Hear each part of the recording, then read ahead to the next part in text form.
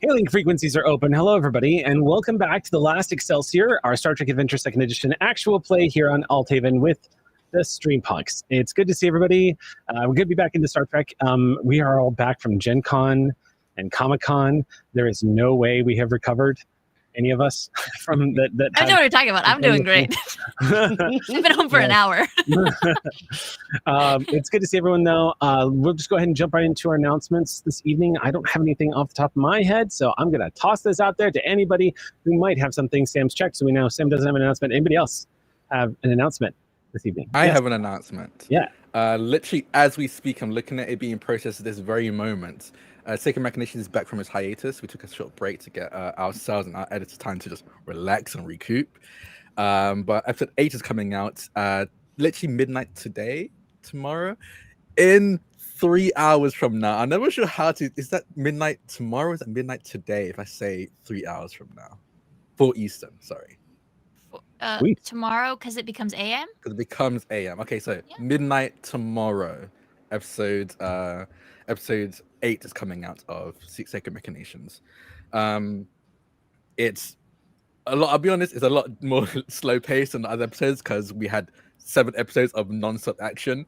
But if you want to see some very cool character, if you want some really good into character storytelling, you're definitely going to want to catch this episode. It was a lot of fun to record, and Dylan did an incredible job at editing. So don't miss out on that. We're going to be getting back to the weekly releases now that we've had our little hiatus.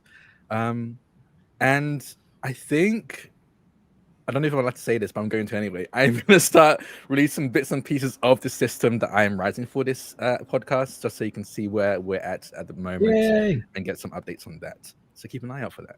But yeah, that's me. All right, thanks, Drac. Anybody else got anything? Noir. Yeah. Speaking of hiatus, Noir was going to be on hiatus tomorrow as we're getting set for the premiere of our brand new show, Agents of Lovely. So just be on the lookout for that. Thank you so much for your patience. I have to break kayfabe here. I know it looks like I'm in a spaceship, but I'm not. I have to drop the chroma key to thank one of you wonderful Aux crew members for making me this dice bag and calling me Captain. You made my entire Gen Con. Thank you so much. It means the world to me. Okay, back to the spaceship.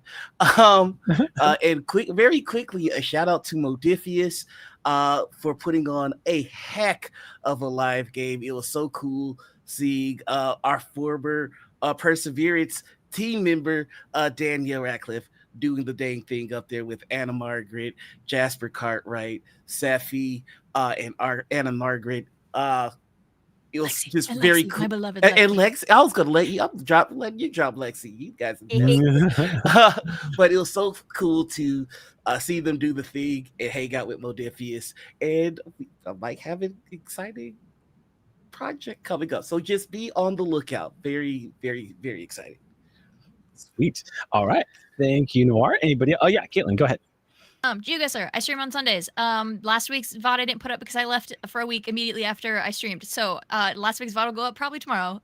So you should check out all my YouTube VODs. I think I have a great time. It's very, very fun and very silly, and I enjoy doing it a lot. But also doubling down on the shout-outs Modifius and to Sophie May and April and Danny and everyone over at Modifius who just they're always so lovely. They always like spend so much time with us and want to hang out with us whenever we're there. And I'm just so delighted to have gotten to hang out with them. And I got to see some things that are coming out. I got to see some familiar names in print that you should all be looking forward to. And so shout out to Modifius. Y'all have been great. And the show was awesome. And we knew like the whole cast. So it was so fun to Noir.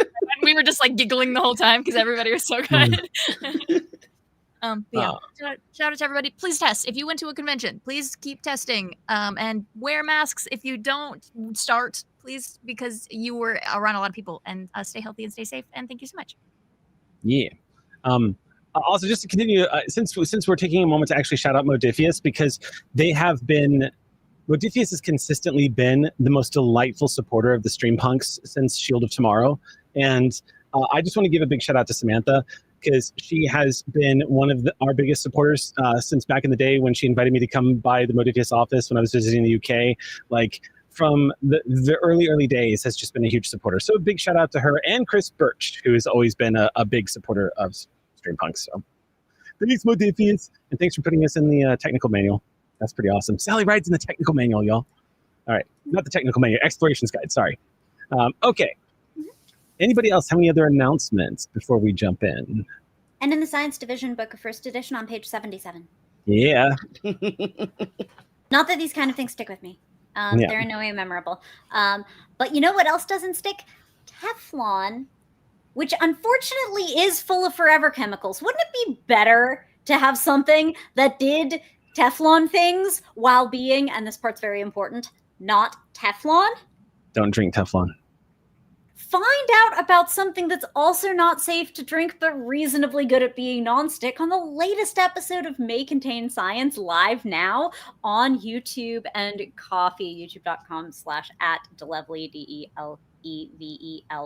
And please, if you don't catch those episodes live on Twitch at 8 a.m. Pacific on Tuesdays, may I recommend tomorrow's episode?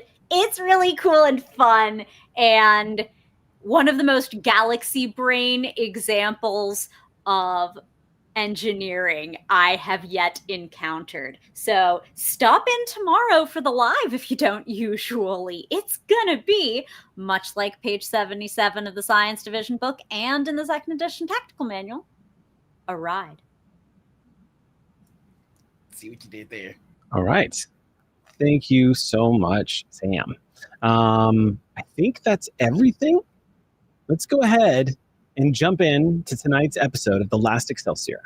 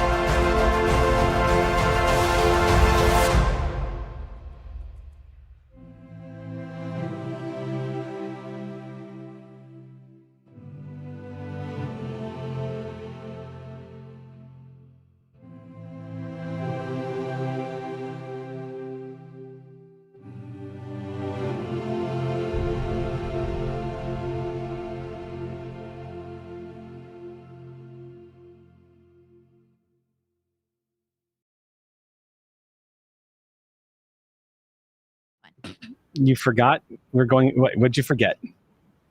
No, I got really excited, and I forgot we were about to play a game, and then I forgot, and then Jake started counting us in, and I was like, "Oh my god, we get to play a game!" It's a good thing we're not live right now. It's a good thing we're not Can you live. imagine? Yeah, Can you imagine? that'd be really embarrassing. I'm just happy to all be right. here with my friends.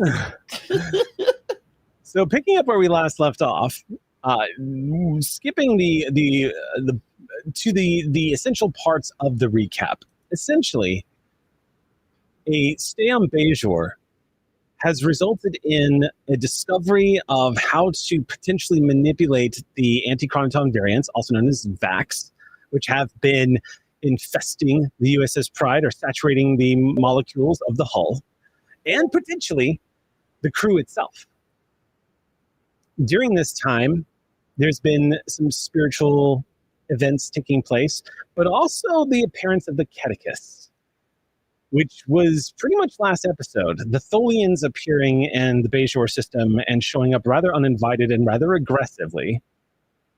However, what might have been a confrontational moment through a series of very well played roles, uses of talents, invocations of momentum and traits, you guys managed to convert what could have possibly and potentially was meant to be by virtue of GM notes and planning a fight, converted that instead into a potential ally situation with the reveal that the Stolians are hunting the very phantom Romulan ship that is somehow linked to everything that is happening to the Pride and has been lurking around the galaxy, supposedly up to no good, and is also somehow involved with the slow disappearance of the IKS Drovna, the Klingon vessel.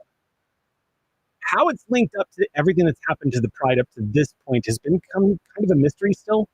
But what you all know is that whoever they are not from this time period. And that the technologies that they are using, that they have invoked, that has essentially corrupted the systems of USS Pride, are unstable and highly advanced, making it possible for them to move about almost completely undetected. When last we were leaving off, there was the hint that there might be a Romulan operative on Bejor,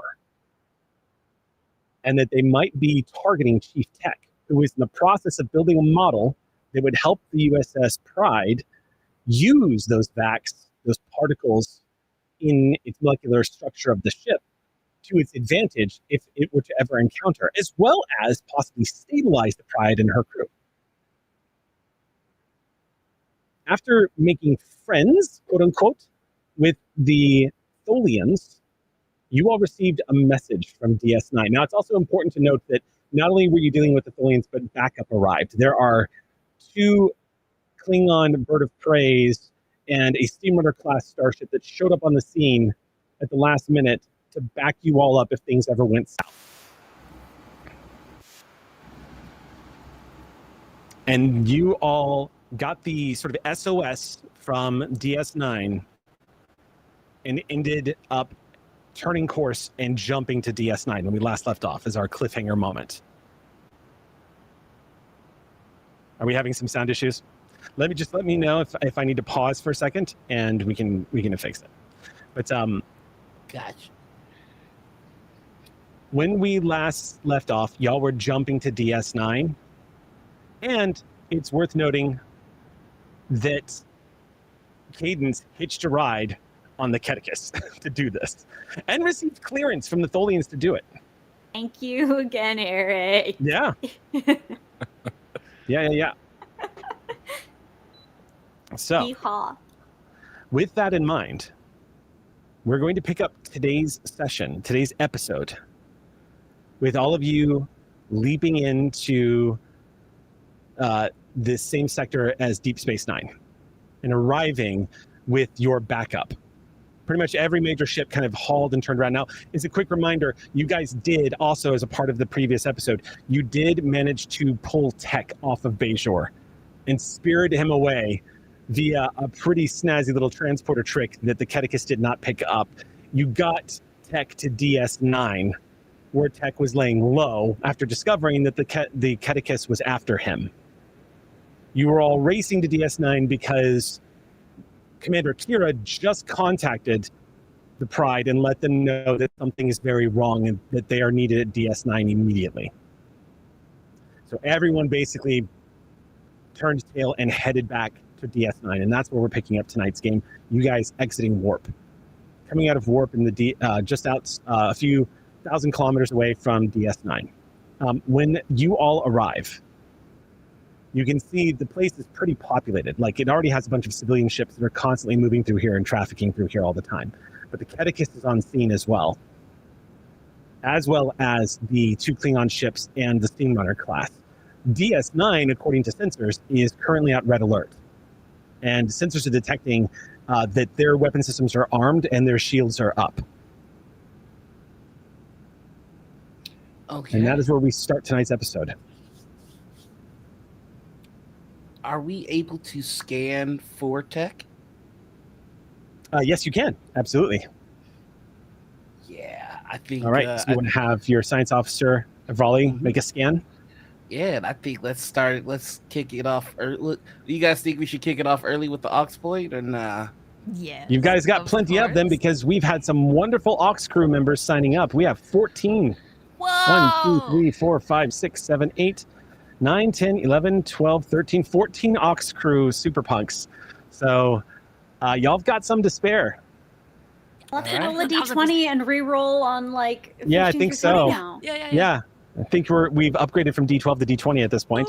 Whoa. You guys don't have a oh. D14 just lying around? I know. Weird. I rolled a 9. Oh, a 9. Okay, so who is activating Raleigh this turn? Let me look. Oops. One of my 300 tabs that are opened right now. Such is the way. 1, 2, 3, 4, 9. Yep. Oh, well, what do you know? This aux crew point comes from Kato, aka Kato. All right, so Raleigh is activated. In that case, I'm going to roll for Raleigh here, unless somebody would like to take the honor. Otherwise, I can roll. It's up to y'all.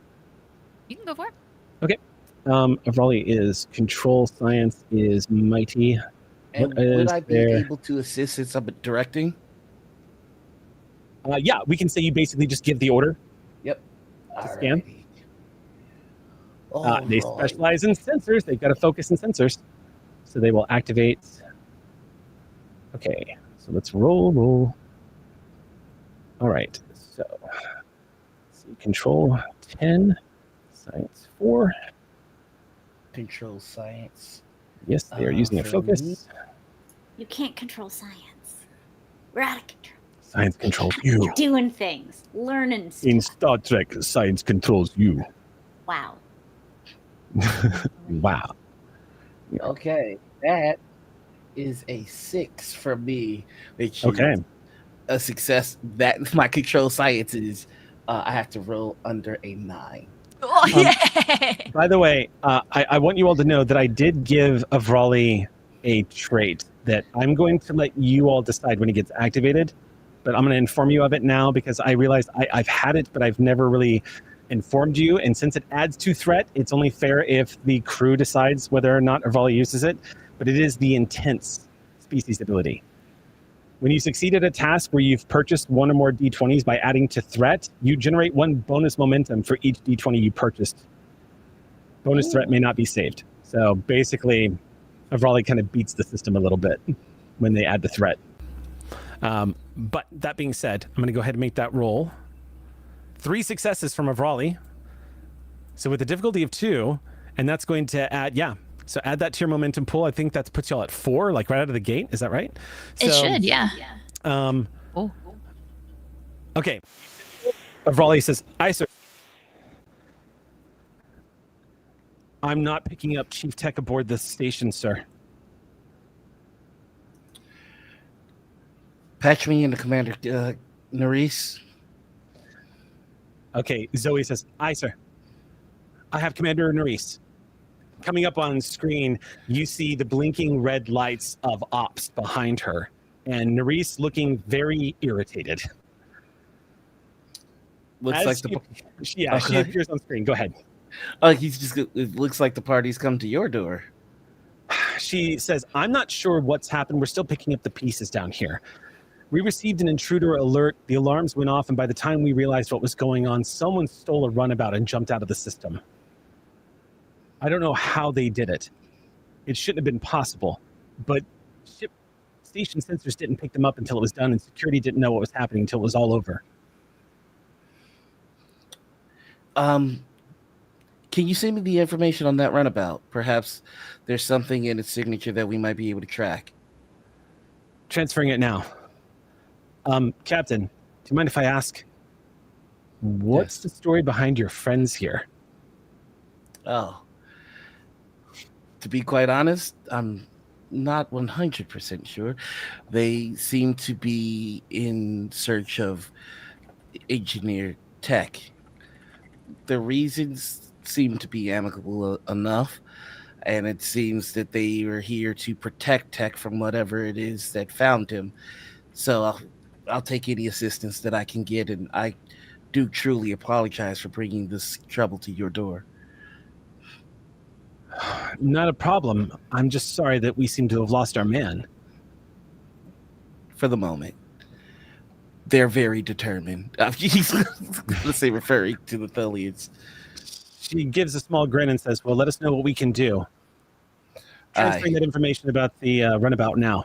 And she just nods to somebody off screen. And you see Zoe receiving the data now, sir. Comes up on screen. Commander Cadence, any ideas? Gotta track him to track him, right, sir? That is the case.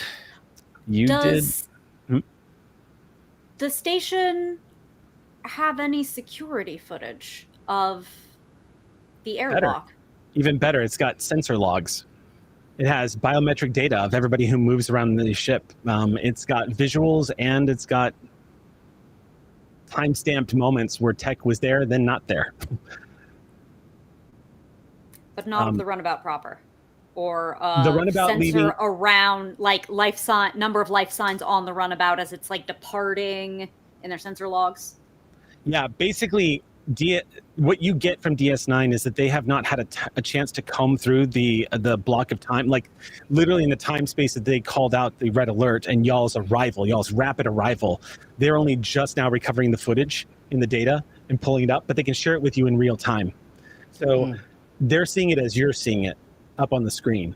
You see external footage of DS9 and this runabout emerging onto essentially the outer hull of the station from a lift until it docks. You, of course, see it begin to fly away and then jump to warp.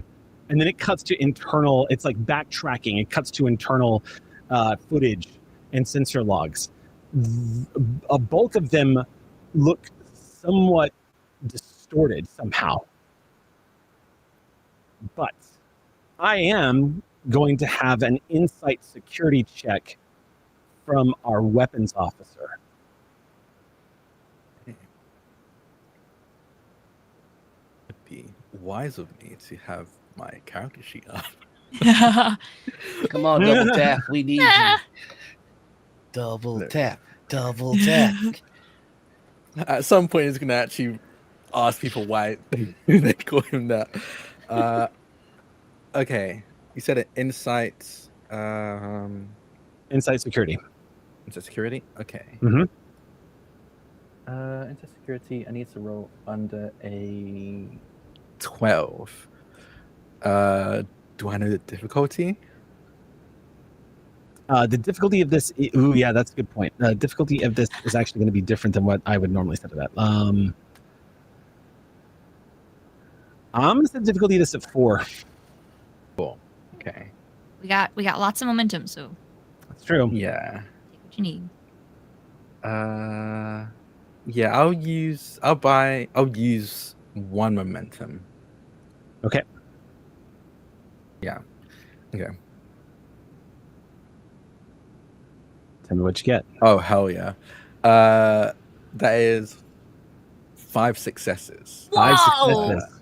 Yeah. We got that Okay. back. Love it. 2 ones. And then a 7. Nice. Okay.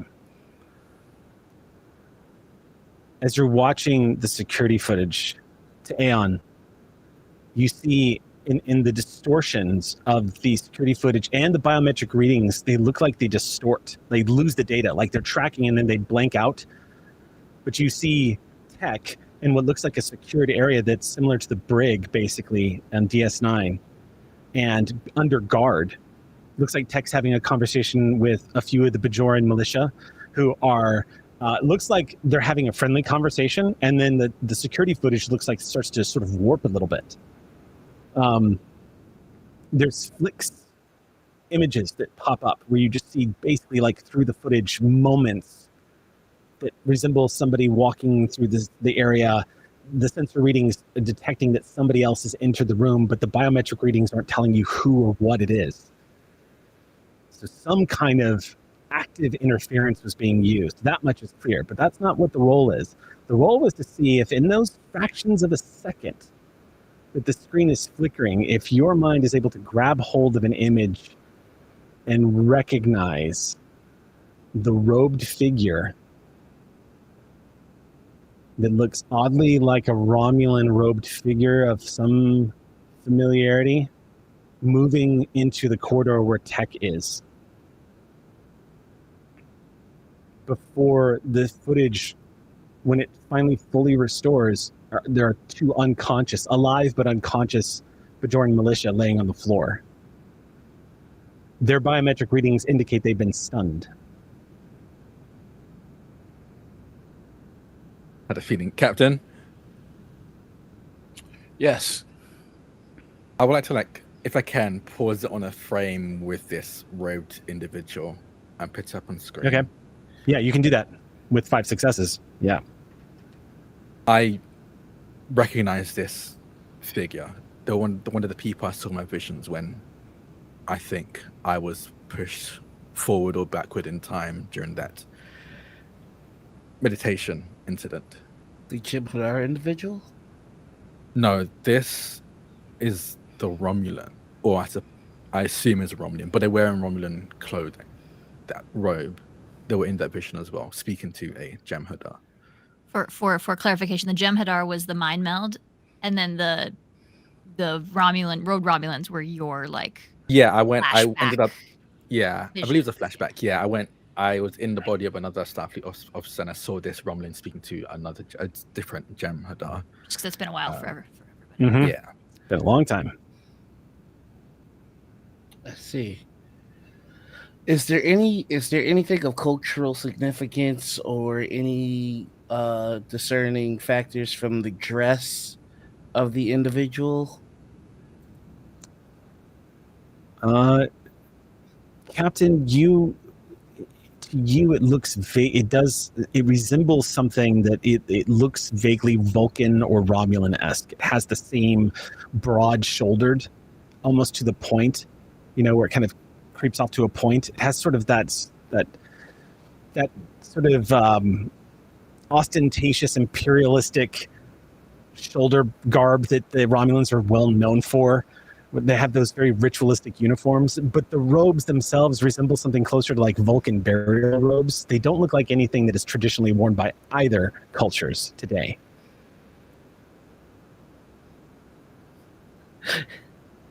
How much momentum do we have? 4 currently. I'd like to make a funny trait to help us with this. Okay. Jared has been spending an awful lot of time looking into fashion to find a way to fit That's into true. Bejor. That's true. I would like him to be able to garner more insight by looking into this outfit. So I would like to create a trait called. Fashion forward. You know what? I like that. Fashion forward. As, That's pretty good. as taking very little and getting a clue off of this. Perhaps the outfit that they're made is made from a specific locale, or maybe the burial traditions that you alluded to are predominant in one area of Vulcan or through one specific subsect of Vulcan culture. Okay. And I'd like him to know that. With that, I don't want to take the rules lawyer mantle from our lawyer here, Caitlin. But that feels more like an information spend of being can I tell what this is? I'm okay with either. Also, is fashion forward what you wear to 8 backward? Thank you. That's our time, everybody. Thank you so much for joining us tonight. I think that the trait would make this roll, if we were to make a roll, make it easier or make the difficulty easier. I believe, right, is what the trait would do? So what it would kind of do is establish, if you were to build a trait like that, what it would kind of do is start to establish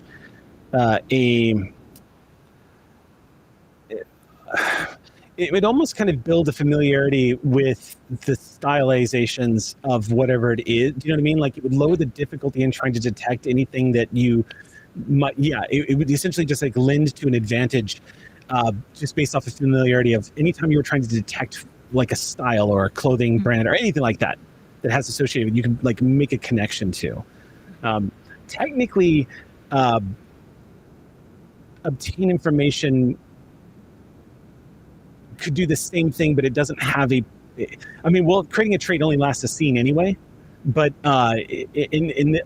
depending, I guess. But in this particular instance, like it could almost have the same effect depending on what you ask and what you're trying to get. Right. I think there's kind of similar, just near equal. In the same way, like if somebody were to see like someone in a conquistador armor in surveillance tape, they'd be like, "Well, that guy's not from here." Yeah. We do not want to invite this person to our table. Right. So it's just like that's essentially what Jared's going for here. Just like getting the clue by knowing the culture.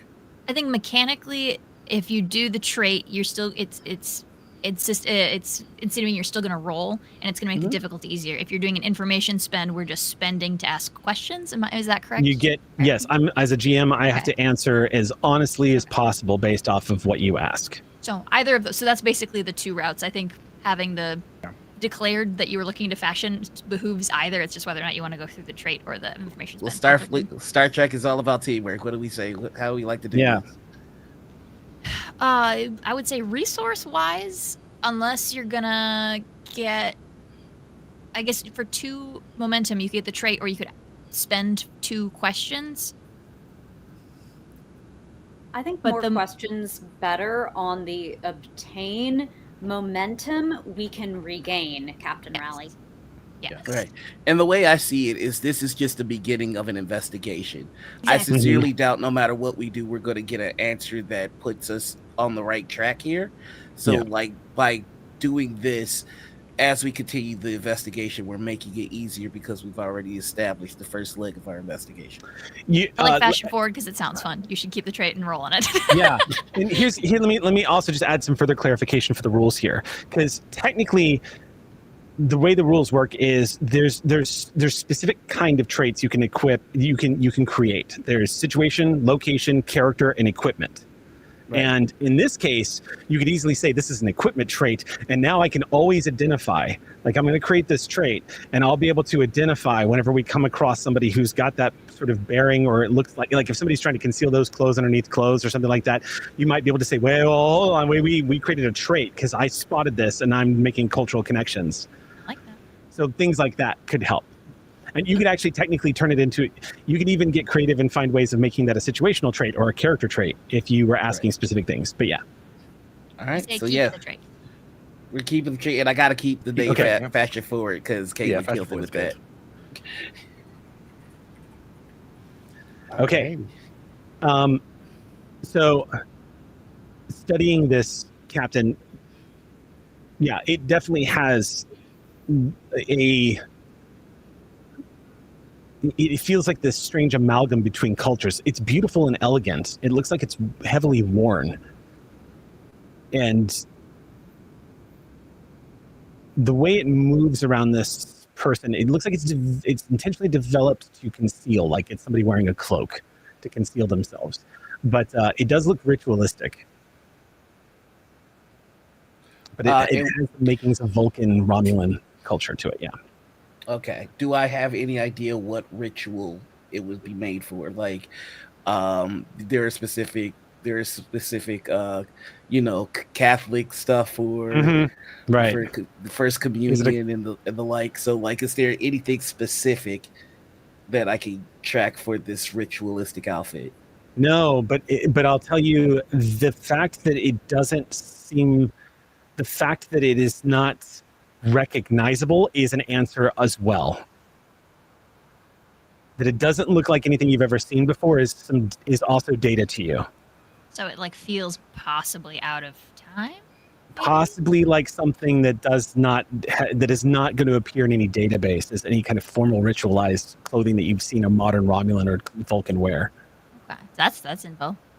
Yeah. Looking at, and I don't know if we have this information, but when I was attacked through time, in the holodeck of this station, and Mhm. I assume we probably had like readings of the incident, where there's sense readings, visuals, and stuff like that. Is there anything I can compare and contrast to this interaction? Like, can I tell if this person is physically there and has interacted with the world, or are they interacting with the world through time like they did with me? It's hard to say. Hard to say. But it does appear that the two Bajorans have been knocked unconscious by some kind of energy fire.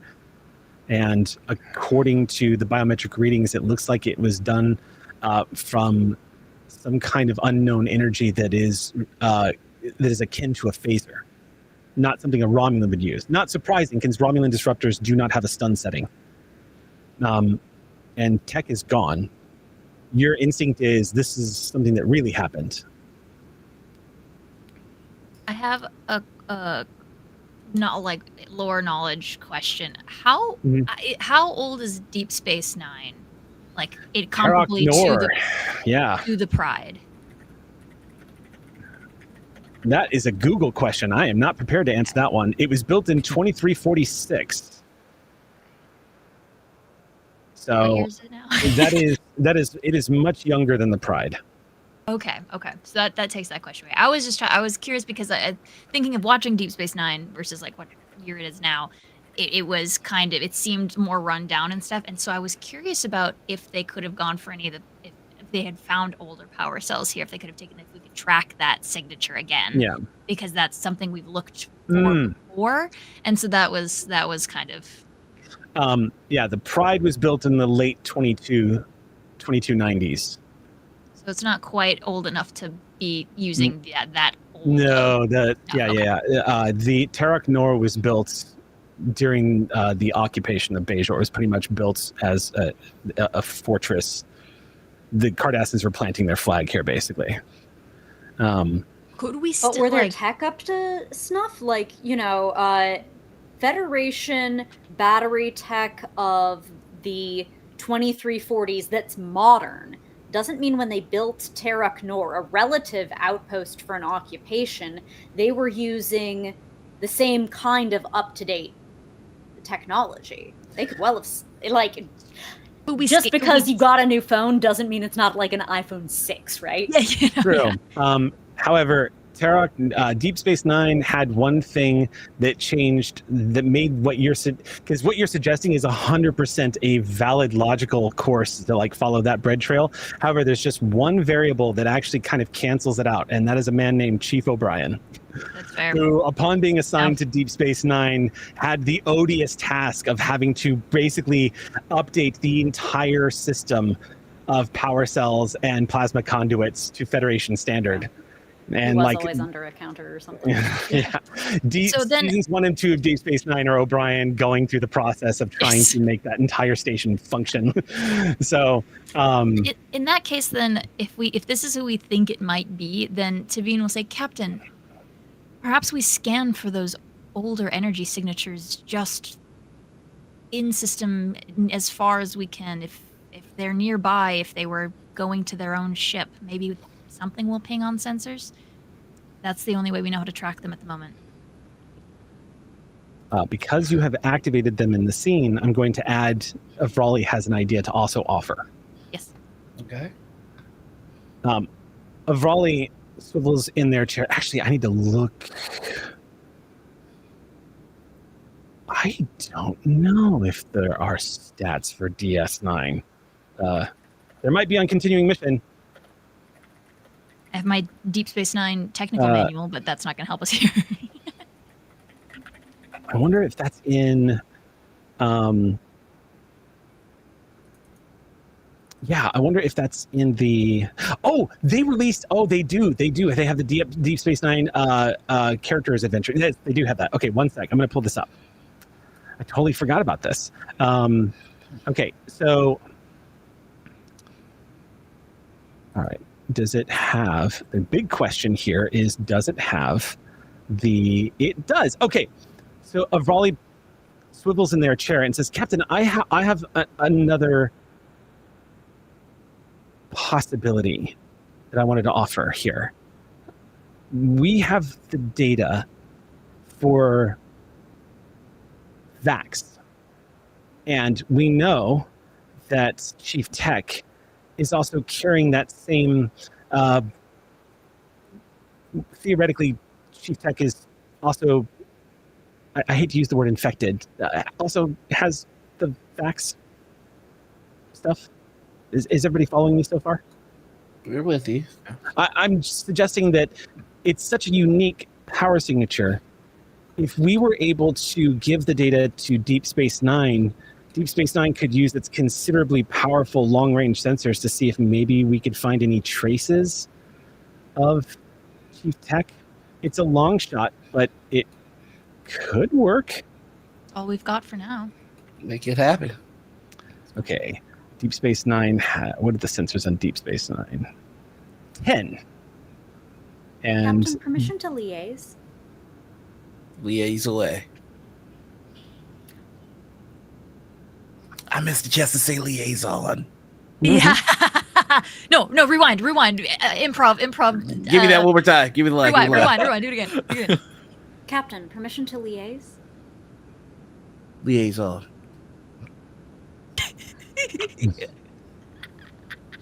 Exactly. On open channel, Griffin 1 to Catechus. I don't know anything about your sensor capabilities, but we have a history of some signatures. If we could pass those on to you, maybe you could help us take a look, since we're both after the same thing. Person who's been taken. there is a stretch of silence on the comms that goes on long enough that it makes you have to double check your readings to see that the message was received. Before you hear the brief, 1 second of screeching before the comms compensates for it immediately and starts to use the universal translator to translate the AI voice over the original voice of the Tholians. And you hear the captain of the Tholian vessel just says, "Feed us the sensor data." So I'd like to pass along, with permission of my captain, well, actually from the captain, since we'll need to pull from records, what we're sending to Deep Space Nine, and the short-range sensor scan that Ivrali got from the Laveran colony. They detected a vessel of unknown origin. And I bet if I were in a runabout, I wouldn't be able to find them unless they dropped any sort of temporal stealth or anything like that. Maybe it's going to be on, maybe it's not. But that's their we have their signature whenever they are not directly stealth. So just to throw that in, and the neutron spike signature as well. Okay. I'm going to have you roll. Here's what I'm going to have you roll. I'm going to have you...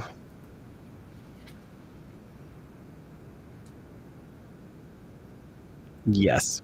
I'm going to have you roll create a trait at a difficulty of 2. Okay. And I'm going to let you decide which department and skills that you're using for this.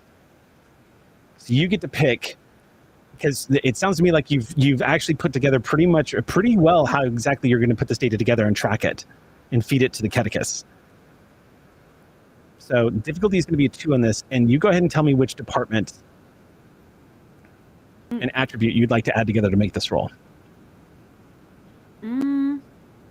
Let's see.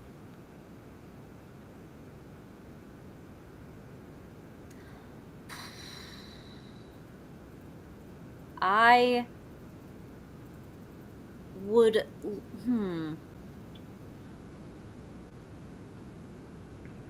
I'd love to make this some flavor of con roll. I can't personally see anything to that effect. I mean, I could. You're using this. This would be using your skill as a navigator, kind of, right? In addition to creating a trait. Okay, so I could tempt you with some control con to that effect. I also have an astronavigation focus, so I know how to make this a pretty little data package. So then here's what we'll do. We'll say that the catechist is, instead of like throwing dice around for a sensor scan, this is to see if you successfully create the trait to not only detect, but be able to follow the trail. So your role is to see if you can follow the trail. If you succeed, then it's assumed then that the catechist detected the trail. Okay. And that'll be the trait creation. Yeah. So it's difficulty 2. All right. We still have what? 2, 3 momentum, friends? I have us at 2. All right. Yeah. I'd love to take one of those for CoolCon. You should. I will. Fine, I will. Pardon. That was a natural 1. Okay. And then a 10 and a 14, all of which come in under Control Con, which is 15. So, yeah, that's 4. Okay. Feeding back. Difficulty on those then? The difficulty was 2 to create the trait. Okay, we get Yeah, it's literally just a trait creation. right. Oh, right. Yes. Yeah. So as you input the data and start aligning data that's being fed back to the Pride through both DS9 and the catechist, as the data is coming in, not only do you get a course heading, but you get confirmation of the faintest trail of energy that is faintly detectable only because of the experience of both the USS Pride's encounter with these energy signatures and the catechist. But you get a course heading. And even approximation speed. They're at maximum warp for the runabout, which the Pride can overtake them pretty fast because it's just a runabout. Well, not only is the ship capable of that, but I don't know if you know about the helm officer of the USS Pride.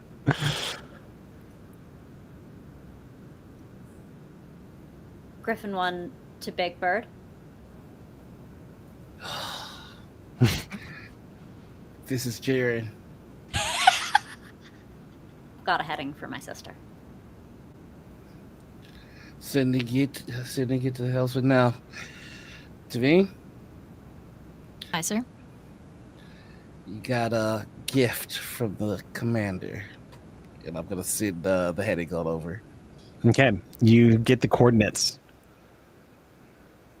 A lot of course. Okay, you plot a course. Avrali goes, switching to long-range sensors. I'm going to be on the lookout as we're at warp, sir. All right. Well, The catechist also comes about, and you hear DS9 say, "Happy hunting, Pride. Hope you get your person back. Let us know what we can do." that we will. To all allied vessels, I'll be sending you our heading. We're going to go get our engineer. And with that, I would like to use the Pride's command ship ability to pass along all the traits that we've created to the fleet following us. Okay. I tell them on my mark, swing. Go. You hear confirmation from the ships. And with that, you, the catechist, the Steamrunner class, and 2 Cavort class Klingon birds of prey jump to warp, heading Space after flotilla. heading after this lone runabout. We're in warp. I will turn to Tavine. Commander Tavine, do you know how long it'll take for us to catch up? I imagine not too long, but how long? GM. Avrali doesn't have them on long-range sensors just yet, so there's no telling how far ahead they are. But once Avrali has them on long-range sensors, they can feed back an like a time to intercept. And modern warp is a logarithmic scale. Mm. The amount that we're faster is Considerable. bananas. Yeah. Yes. Yeah. Ideally shortly, but remains to be seen. Okay, well, let's see if I can do anything in the meantime. Captain, I was able to make contact with this Romulan through meditation once. I want to see if I can try it again. You will be supervised. I can't risk anything happening to you. Head to sickbay. I'll have Dr. Conway informed and ready for you. My captain. be ready to jump out of that meditation just in case things get interesting. I wasn't ready last time, but I should be this time. I'll head down to sickbay. Okay. Yeah, hell of a job for not being ready, and I'm just gonna go back to the seat. Okay. We with have a that, name can- for the cadence trait, by the way, so I can add it to my notes. breadcrumbs.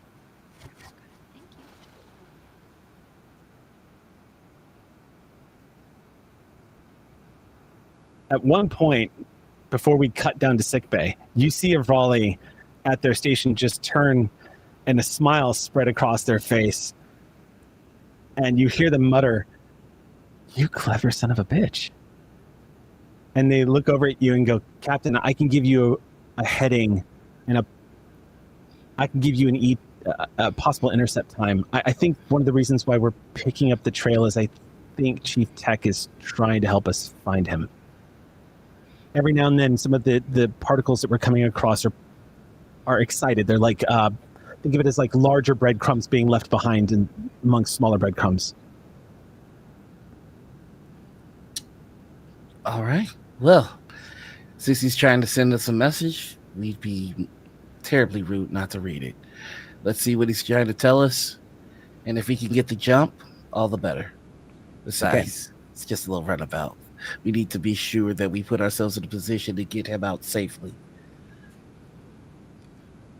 They turn back to the console and says, "If my calculations are correct, Captain, even at maximum warp, we should be coming up on the runabout in the next 10 minutes. So we better plan quickly then." Okay. Cut to sickbay. Dr. Conway is moving about the bed that you were sitting on to Aeon, and she looks somewhat disapproving as she does a scan, getting a baseline for your biometrics and having them placed up on the wall behind her. A nurse helping as she's just shaking her head, and she goes, "I just don't know enough about temporal anomalies or Vulcan mysticism to be of the most efficient use here. But if there's ever a problem, we're going to be on standby with hyposprays and stimulants to try to pull you out. I don't know if it'll work, though. Your mind meld with time is unlike anything we've ever encountered." Makes you feel any better is unlike anything I've encountered too. So, both going into this somewhat lacking knowledge, but on the bright side, we'll come out of it with more, hopefully. Okay. With that, you begin to close your eyes and meditate. And Dr. Conway begins to run a scan on you. Taps her comm badge and says, "Sickbay to bridge." This is Jaren. "Captain, I just wanted to let you know that Aeon has entered meditation and I am currently monitoring biosigns. I'll let you know if anything changes." The moment anything out of the ordinary pops up, let me know. "Aye, sir." All right. Jaren out. All right, Aeon. Slipping into meditation. I'm going to have you make a roll here. And this is going to be a scaling roll to determine... It's an unusual thing in Star Trek Adventures to have like a scaling roll for success. Usually there's not like a degree of success. There's usually a momentum spins after success to achieve like a greater, like obtain information.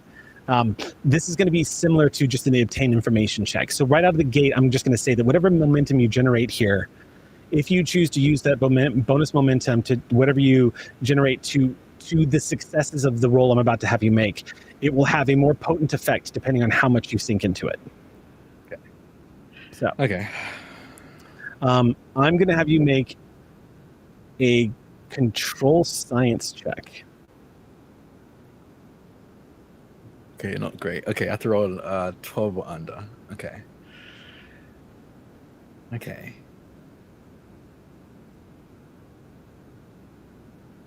I want to buy... How much momentum do we have right now? 3. You know what? This actually might be. 1 second. This actually might be anything. Okay. 1 second. Okay, yeah, I know. I would like to burn a determination to set one of my die to a 1. I'm going to use improvise. By the book often isn't worth much in practice as my value. To set one of my die to a 1. Then I'll roll the other one. I'm going to Buy actually a make. die?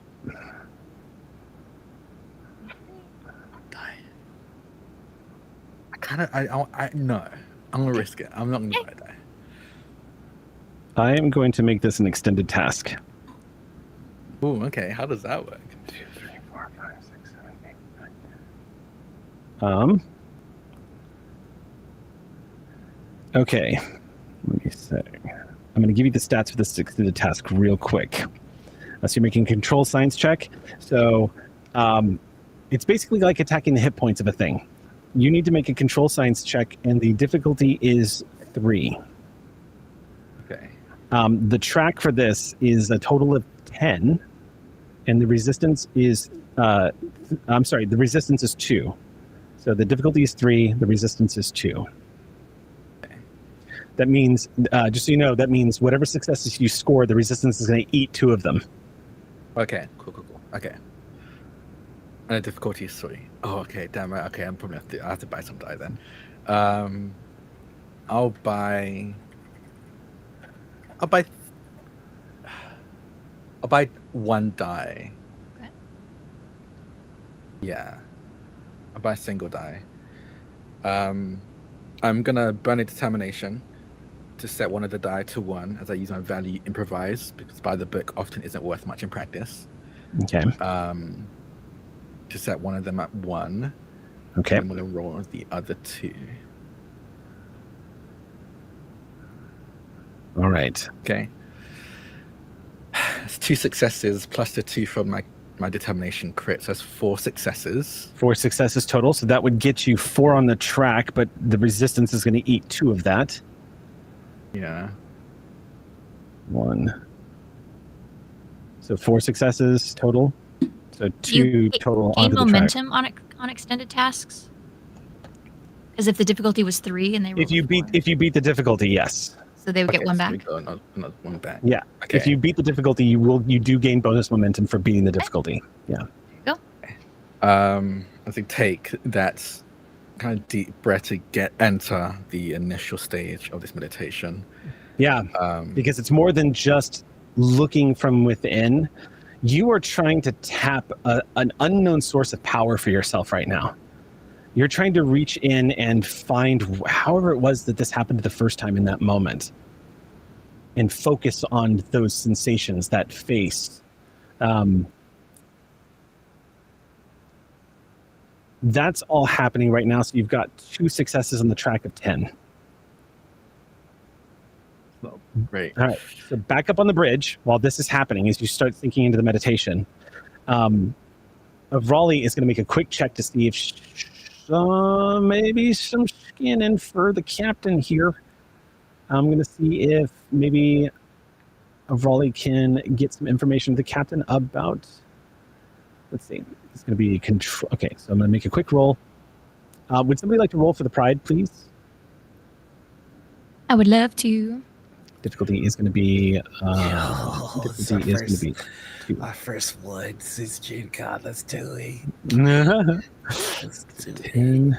Okay, so for the pride, this is going to be, in fact, for pretty much all of these roles I'm going to be calling for on behalf of the pride. This is going to be a, did I close the character sheet? I did, didn't I? Oh no, it's in, okay. So the pride's going to be making a sensor science check for this whole endeavor. To pull up the sheet to know those numbers. So if you have them, that would be. I do, yes. Those are, again, sensors and science not being the pride strong suit. It's 9 to, so 11 total. Okay. Yeah. All right. So with that, Roll pride. Roll pride. let me see what Avrali does. Hey. And 4. 4 and using a focus. How many did you get? I rolled a 4. You rolled a 4. Okay. This is you beat the difficulty. Gain 1 momentum. Nice. And Avrali is looking a little concerned and just being like, we should be seeing something. There's no way a runabout's that fast. We should be coming up on something soon. Maybe just a few more moments. We're entering into a window of time, sir, where we should definitely be detecting the runabout on long-range sensors. Have they been using their chrono shielding? Is that something we couldn't account for with our scans? Avrali says, no, that's not possible. They're in a Starfleet runabout. They're from a different time. I wouldn't be so sure to discard any of their technological abilities. Maybe we should call our temporal investigator up to the bridge. We're looking for a mighty small fish in a mighty large pond. I think I have an idea. How much momentum do we have? 4 currently.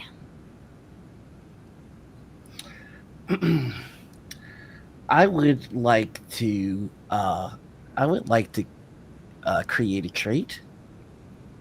We're going to magnetize up the overheating power brackets of the peregrines, working alongside our Tholian allies, and by polarizing the plasma bipolar emitters, our peregrines should be able to synthesize something akin to a web to lock in with the Tholians. If we can't see them, doesn't mean we can't catch them. I would like to make an allied web. Okay. Call the trait Dragnet. We're creating the trait Dragnet. If we are in the area, they should be, but we just can't see them. We don't need to see them. We just need to catch them. And we've already got word that this is where they are. And they can't possibly be going faster than Warp 5 because that's as fast as a runabout can go. So they're here, we just can't see them. So let's nab them in the web. And we have Masters of the Web. We are allied with Masters of the Web right now. And it's already established that no Federation vessel has ever been able to break out of the web. So we got them. Avrali says, we need to adjust some of the energy settings to the web to make sure we don't absolutely cleave it in pieces since we'd be traveling at warp. But it's possible. I don't know that anyone's ever done that before. Maybe we do it. Maybe we literally cast a net to capture a potentially cloaked shuttlecraft at warp. And wow. Using the command ship ability, now all of our fleet has it. So it is a fleet. It is a net between the Tholian ship, our peregrines, the steamroller class, and anyone else involved. So we are creating a massive net at warp. Okay. The response from the Federation ship is one of incredulity, but eagerness to see if it is going to work. The Klingons just responded in the affirmative. The Tholians, it's hard to imagine what an amused Tholian might be, but you get the impression based off of the comedic timing of their hesitation that they too are intrigued by the prospect and agree for cooperative use of their technology of basically using deflector dishes, as you have suggested, to create essentially a big fishing web in space to see if you can snatch up whoever you come across. Well, if we must go, I figure it is tradition to go boldly. Mm-hmm. All right. You've created the trait. Work starts getting underway for all of the ships currently in warp to start linking their deflector dishes and creating essentially a non-lethal Tholian web to capture at warp this shuttlecraft. as that's happening, let me get another roll on the extended task for meditation down in sickbay. Yes. How many momentum do we have? It's enough for you to take another die if you need one. Okay. Yeah, I'll You take can always one give die. Eric threat if you want to get it. Yeah. Yes, you can. I think I might. Hold on, let me see if I have anything here. And momentum, what do we do? There's a way to to eat some of the resistance, right? Is Yes. that a spend? Yeah, essentially you can use momentum to, well, I'm actually, let me look at this real quick because that might be an never remember. artifact of first Oh, it might edition. be old. Yeah. Yeah, because there was a way in first edition to spend momentum to gain piercing and slash through resistance. I don't know that is a thing you can do in second edition. Figured I'd ask 'cause I couldn't remember. Yeah, no, it's worth asking. They do things like, hold on. There is a way to. Yeah, there are ways to use momentum to your benefit here. Mostly, what it is using momentum from to gain dice to attack the roll. Mhm. Yeah. Yeah. Yeah. So. Okay. Yeah. I'll buy one. Because let me put it this way. They've really simplified the second edition rules to make everything easy to plug into everything else. So like if you spend momentum for example, to add severity to an attack, that would come into play on an extended task. So you can increase the dexterity of a successful attack by 1 for every 2 momentum you spend. So in this case, you could attack this and spend 2 momentum to start canceling out the resistance and adding more to the track to get that breakthrough, if there's a breakthrough on the track. Stuff like that. Yeah. So if you spend 1 to get a bonus die, we have 1 left, and you can spend that and give Eric a threat to get basically the like The piercing, severity. What was it? The severity increased by 1. I think I would rather give 1 threat to Eric to get a die. Okay. Then spend. Well, the that would be a remaining 2 second die. So, momentum, I see. and spend the remaining 2 momentum for the other die. So instead of giving Eric 2 threats, I would just give them 1 for the first die, and spend Cool. 2 momentum for the second. Okay. Clever. And then, because I might as well use it right now, I'm going to use my award, Star-Crossed, Nice. to double my crit range. Okay. Oh yeah. Now, how often do you get to use that? Is that once how often do you Once get to per use that? mission. Once per mission. Yeah.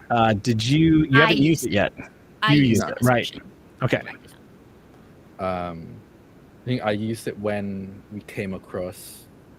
That was a different mission. I think it was when we were fighting the Jem'Hadar ship. I think it was when you were doing the Yeah, rescue. that was Yep. a different mission. Yep. Yeah. Okay, let's roll. All right, go ahead and make your roll. Actually, before I do that, is there any focuses? What is the mission direct? Like, we have the mission director of protecting and getting tech back. Would that count as a focus I can use in this or no? Does the Vulcan trait help at all here? I have the Vulcan trait. The Vulcan trait would help. Okay. Because I'll this just decrease difficulty, because right, by an 1. external modifier of like I need to help tech. Your focus has to be Yeah. completely on yourself within, and focusing on your feeling and the experiences you've had. So you can't have your mind anywhere else. If you want to use the Vulcan trait, I would let you invoke that for sure. Okay. In that case, I won't use Star-Crossed because that would just mean that my crit range is 2 now. Okay. So I don't have any focuses that apply here, so I wouldn't Okay. use my normal crit range. So I won't use Star-Crossed, but I will use the Vulcan trait to bump down the difficulty, and I'll roll. All right. Let's see how we do. Okay. This is, you said, control science. Mhm. 12. Okay. Damn, I got a 16 on one of them, but I got I got 5 successes again. 5 successes. Oh, nice. And the Okay, so difficulty that- went down. So 5 Yes, successes. No, difficulty remains 3. Didn't Oh, the so what does Vulcan? the Vulcan trait Then what do? does the Vulcan trait do? Oh. You're invoking the Vulcan trait to lower the difficulty by 1. Mhm. Gotcha. Okay, sorry, I misunderstood. I thought you were calling upon determination. Okay. I mean, if I can use that as determination, I'll be very happy to do that. You totally could. Yeah. How many determinations do you have? Spends do you have? I have 1 left. If I use okay, this one, you do I have 1. 0. Yeah. Yeah. So yeah, I'll use my determination to set I'll one let of you them do that to if you want to do that instead, and that'll give Yeah. you 2 auto successes for a crit. Yes, so that'd be 7 successes total. Nice. Okay, that's gonna. Okay, so 1, 2. Okay, yeah, that's a breakthrough. Nice. So you start immediately slipping away from your body. You start to feel untethered suddenly from where you originally were. It's different than it was before. Before it was like you just kind of waking up into a dreamlike state and you were in somebody else's body. This time it starts to feel like you are moving like a skipping stone across the surface of the ocean of time. You feel yourself kind of moving throughout and reaching beyond where you just were. You feel completely untethered from your body for a moment. And in that moment, you start to feel a presence nearby that is with you. It's new. It's a different sensation that you've not experienced before. Somebody else is here. And a few moments pass and you find yourself suddenly eyes opening. As you look around your surroundings, none of this looks familiar. You glancing down at your body, the hands are different, younger, but familiar somehow, just like before, familiar somehow. The corridor that you're standing in is some kind of, maybe you're on a ship. You see enough archways and computer consoles lining the wall to make you think that this is some kind of ship. But it's a little darker in here. However, the readouts on the ship wall are unmistakably Romulan, though somehow varied. They're different somehow. What's curious, too, is there are people moving around that don't seem to recognize you or notice you. What's even more bizarre is they are moving slowly. You see them passing like they are moving in a soft blur effect in slow motion. If I move my hands in front of me, does it seem like I'm moving in a blurred, or am I moving at normal speed? It doesn't. You don't look distorted at all. If I can, I'd like to move to a reflective surface to see if I can see my face. You move over and gaze into a reflective surface. And the face that looks back at you doesn't look like your face, but somehow feels like it's your face. You can hear voices all around you, conversations, like the world is carrying on and this is all completely normal, but everything just looks distorted and out of phase somehow.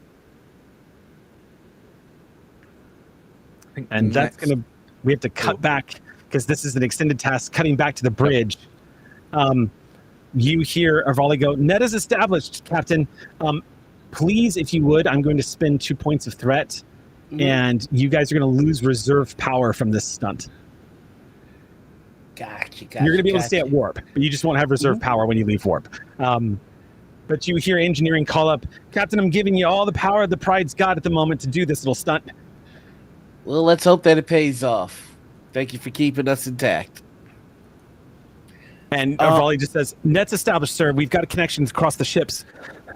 And check this out, and puts it up on visuals. You see it on the screen of an external view of the Pride. And you see this, instead of the sort of malicious looking deep reds and oranges of a Tholian web net, you see this one is an amalgam of like this light greenish and then shifting orange color that stretches across all of the different ships. It doesn't look quite as refined as a Tholian web, which looks like lines of glowing silk being draped in space. This almost looks like thickened, charged electrical currents that are just running from ship to ship. And they're thick enough that it looks like theoretically, if they catch a ship that's at warp with the warp bubble up, they should be able to catch it without destroying it. All right. Can I use a rally? What are you going to do? What are you looking to accomplish? Building We up do have. moment. I'll say we do have 4 momentum right now. Because How Drake got do- 7 successes and it was a difficulty 3, so we jumped up to. How would we feel about utilizing the Pride secondary reactors to immediately reroute power and restore our reserve energy? Yeah, I'm into it. That's yeah. Better be A little prepared. biased. I like when the pride has power. I like it. I like it too. All right. I was just going to use the rally to try and get back the momentum that we might need or want to use for this little stud. But Okay. since we're comfortably at 4, secondary reactor says the ship has an additional impulse and fusion reactors, which allows the ship to generate far greater quantities of energy once per scene. When you take the reroute power action, you may spend 2 momentum to immediately regain the use of reserve power. So I'd like to, instead of rallying, take the reroute power energy, reroute power action. Okay. Pride. Okay. Pavitt immediately sets to work to rerouting power to the main engine core. And So- is getting, so when you guys leave warp, you'll have reserve power back. It's a roll, right? It's a difficulty 2 check. Is that what it is? It's a 2 spend. It's a 2 momentum spin. So Oh, you just get it because it's a trait for the pride because of your engines. Mhm. Okay. So I'd like to just kind of call back to engineering and say, from the chair, I was able to reroute the triolic delta wave nodule, and I got a surprise for you. We're doing a little better on energy than you thought. Pavin calls back up and says, I see what you're doing. I'll follow in suit. You should have reserve power back online any second now. Alrighty. So, Raleigh, if you could just please make sure to keep track of our web in case you notice any slight variances in the thermomagnetic delta waves. That means we caught something, and I'd like very much to take a look at what we catch. Raleigh nods and says, I can't, and doesn't get the word out. When the ship lurches, and all of a sudden you see the lines of warp in front of the view screen just as the ship is just lurched out of warp. The ship shimmies and shakes for a second as the warp bubble, it drops. And Raleigh grabs hold of the station as the ship immediately goes to yellow alert. The alarms go off, and Raleigh goes, we got something in the net, Captain. Well, let's see what our haul is. Yeah. Immediately to sensors, and I would like to communicate to the fleet. I'm guessing we all felt that, so we're taking to our sensors to see what we got. Raleigh taps a few buttons on the L cars and brings it up on the main screen. You see in this energy net that is now starting to like flicker and fade out, you see a runabout that looks like it is currently distorted and coming back into view, almost like it's been knocked out of cloak. You just see it kind of hovering there in space, trapped in the web. You also see what looks like some kind of energy leak coming out of one of the nacelles, like it took damage from the net. But it doesn't look catastrophic. It looks like it's just been pulled out of propulsion and is currently adrift. And as the net deactivates, the moment that happens, the Keticus locks onto it with a tractor beam.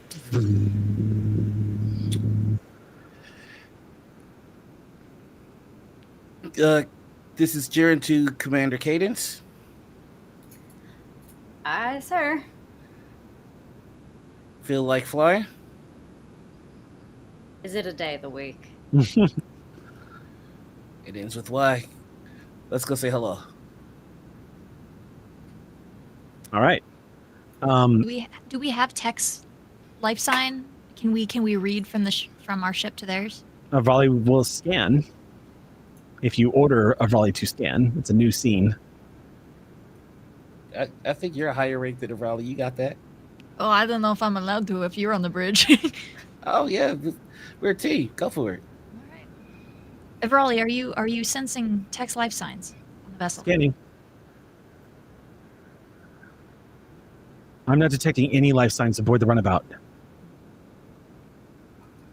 And when they say that, Zoe pivots in her chair and says, Captain, I'm seeing transporter signatures. It looks like they've beamed out, and it doesn't look like they were in the ship when we caught it.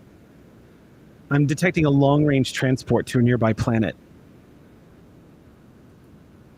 All right, give me everything that you can on the planet and the transport. It looks like they've completely drained the power cells out of the runabout to transport at the distance they're at. I've got coordinates, though, up on screen, and you see peering up on long range is a small little pebble out in the dark vastness of space. I'm already plotting a course for when the captain says to go. As soon as you type in the coordinates, the computer denies your request. It goes. You just see the computer deny your attempt to enter the coordinates for the planet. Okay, fine. I'll enter coordinates a little to the left. What about that, computer? Don't deny me. I'm the helmsman. The computer will not accept your coordinates to the system with the planet. Can I see a map?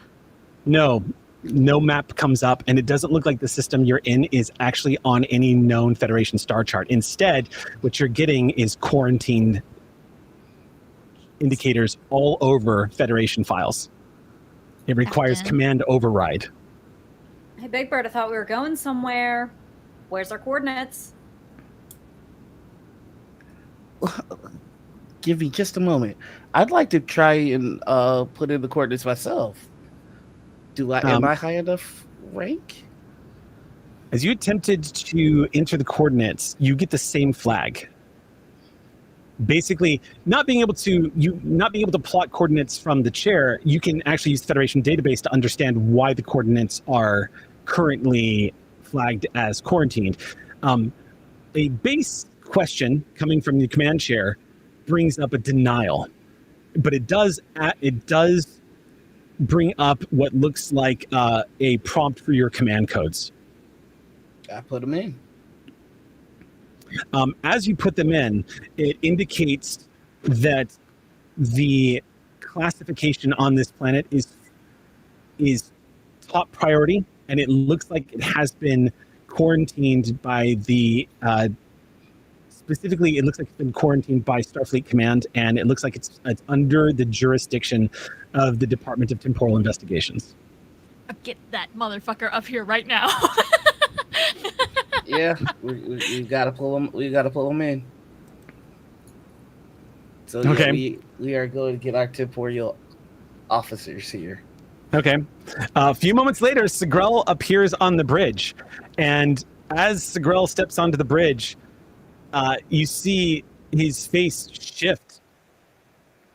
And as it shifts, you see his Nobulan cohort look shocked. And Segrel says, "How are we here?" Maximize the zoom, if you would, please, science officer. It zooms in. It looks like a planet like any other. Looks like it has an upper atmosphere. You see swirling clouds. It doesn't look like it's particularly rich in life. It doesn't have like the greenery, but there is some smattering of it. Mostly it looks like browns and deep greens. But for the most part, just from high above space, it just looks like another rocky class M planet that's not, according to sensors, not really supporting a whole lot of life. But there apparently is an indication of structures on the planet. And then the sensors do not go any further. It looks like the computer immediately flags it. And Raleigh goes, "What the hell? Sir, there's some kind of security override on I'm not even able to access all the sensor information on the planet." Captain, the Catechus is drawing in the runabout. I see the Griffin Wing is coming about, though. Cut to the outside. As you're coming about Griffin Wing, you see the shuttlecraft, the runabout, is currently being pulled in towards the Catechus. All right. However, you know what the Pride knows. There's no life forms aboard the shuttlecraft. Do I know everything the Pride knows? Do I know about the lack of coordinates? Yeah, I would say you're probably tuned in to the conversations happening on the bridge. If you want to be. I'd very much like to. Yeah. Command ship, so. True. Because I'd like Captain, one more go at liaising? Liaison.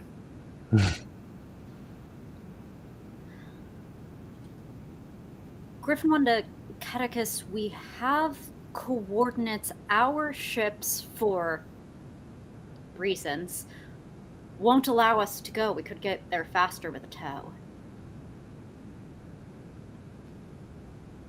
And what I would like to do is I'd like to attempt to convey that, because I realize as I'm saying it out loud, it's somewhat culturally specific. Ask for a tractoring in that manner. But I'd like to modulate my beta decay containment, because I remember Tholians can communicate through emission of radiation. Yes. So in order to clarify and communicate effectively with Catechus, I'd like to throw that on in. Okay. Tell you what, make this a roll. And because you're being all clever pants, I'll make it a difficulty 1 check. Thank you. So It's an STL, right? yeah, I would remember say, being and you can actually use Griffin to assist you with this as well, Ooh. because you'll be able to use comms and con to communicate. Drac to roll for the baby ship. Yeah, I'll roll. Yep, baby ship. Roll 6 or under. Have fun. I rolled a 2. Damn. What's the department number of that What? ship? Oh, it's Oh, fine. well, oh fuck. Ah, damn. Yeah, nah, yeah. Way to go, Drax. God, I couldn't roll a 1. I'm saving them ones for my meditation. Yes, we need. Oh, I thought you were saving them for the double tap. Is Why do you this call them double tap? I don't understand. Oh yeah. Control con or command? Like, do we want to make more of a thing out of the containment? You can decide and just tell me how it's manifesting here. Yeah, I think I am trying to match the pulses of alpha and beta decay Okay. to my messaging. Like, Okay. just in terms of timing and frequency, which is Okay. a bit more of the machine-oriented task side. Really Right. kind of trying to focus on the control systems. Okay. So I've got control systems, astronavigation for the destination I'm trying to convey, and small craft engineering. So I'm assuming something fits. Okay. All right. Yeah. Mhm. Great. Which is good, because I do roll a 5 and an 11, so that means we get 2 momentum back from that. Okay. You basically hear confirmation coming from the Tholians, as they appear to be very aware that no one is aboard the shuttlecraft. Their reply, though, is they ask for clarification if you're asking for a tow to the world that they have on their sensors up ahead. We could also follow them. My suggestion was going to be I was going to do it with old-fashioned way, with like paper map style. I was going to try to Well, figure out also how to keeping get in us mind, there, you still but- you haven't resolved. You guys initiated a fix for this, but you haven't resolved yet. You We had the haven't resolved it yet, temporal. yeah. You guys did have yeah. 2 of your officers come up to the bridge to deal with To this. unlock the thing, but, Yeah. you know. But we could send sending the Catechus ahead of us might be worthwhile. It would. Uh, As a GM, I just want to do quick refresh, because it was established in last session that the Catechus are allies-ish. Yeah. And when Cadence was very direct and asked them if y'all could be friends in this, they replied, complicated. So just keep in mind, the Catechus is still a variable here. Yeah. Y'all are definitely allies, but I want to make sure that refresh gets put out there so you can make informed decisions based off of that only being less than an hour ago. Yeah. We could send the catechist ahead while we get this sorted. You could go with and the them. Klingon vessel probably doesn't have the same quarantine. That's what I mean. So like, So if that's two vessels right there. Yeah. If you stay attached and go with them, and you command from afar while we get this sorted, and we'll be there in a sec. The catechist ahead of us. Exactly. I want to know why I can't go there, and I'm looking at the two officers. Segrel is staring in disbelief at the planet and says, "What is bringing us here? How did you find this place?" Not the answers to my question. Captain, forgive me. This is within the purview of the Department of Temporal Investigations. I need to know what brought us here before I can answer your question. The life of a Starfleet officer is in peril. There's a Starfleet officer there? And he looks back at the view screen. I need to know why I can't go there. Every second that we lose, which I'm sure that you can appreciate, is one that puts our officer in peril. I need answers, and I need them quickly. No curiosities, no wonder, no interest. Answers. Romulans we've been after. We think they've taken our officer. That's And they how brought we got them. here. They brought them to this world. Yes. He glances over at the Denobulan, who's looking back and completely at a loss. And with that, Segrel says, "Computer, temporal officer override. Beta 6631 Alpha Mark." And the computer registers, and you see the con immediately open up. Segrel turns to you with great concern in his eyes and says, "Captain, this world was removed from star charts and quarantined for a very, very specific reason. I understand you're chasing an officer. I want to help you find the officer. But what we are about to touch upon could have dramatic ramifications beyond the USS Pride and her crew. Just please keep that in mind." Understood. And we'll talk about this in greater detail when we have the luxury of time. But whatever was done in regards to this planet was not done so thoroughly that someone doesn't know about it, and they're taking a Starfleet officer. Segrel nods. There. I don't know how they know about this. I'm as curious as you to find out how it's possible. Could And we get have our person back. Go ahead. While we were having this conversation, could the catechist with Cadence have taken off? Moved forward. Sure. Mhm. The catechadens? The catechadens. And Oh the my God, that's gonna be As the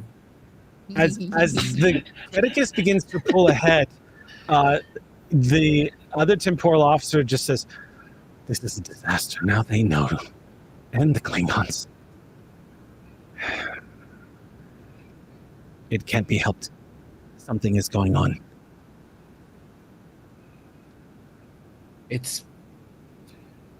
Things work better with transparency. Starfleet's never been good in the dark. Captain, please forgive me. I value your altruism. This place was quarantined and kept secret because of the danger it poses to everyone. And I mean everyone. If I may, sir, not to be rash and brusque with you, but would you mind giving us some useful information about what we're going into as opposed to vague,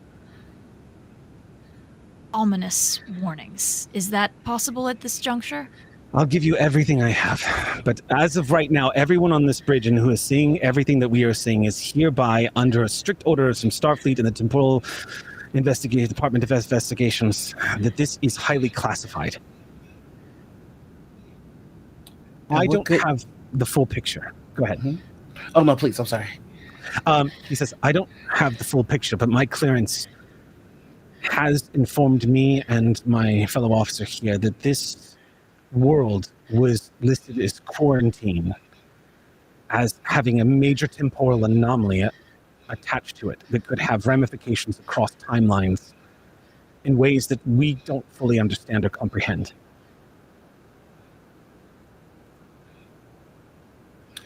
I would like for you to consider telling your superiors in the temporal office that their classifications and their dealing in secrets have left us in the dark. If we'd known that this planet existed, we could have listed it as a potential place, a potential destination, and headed them off.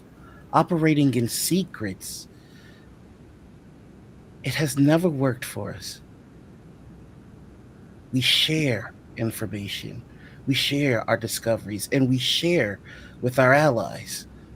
And while that may make us vulnerable, it also keeps us informed.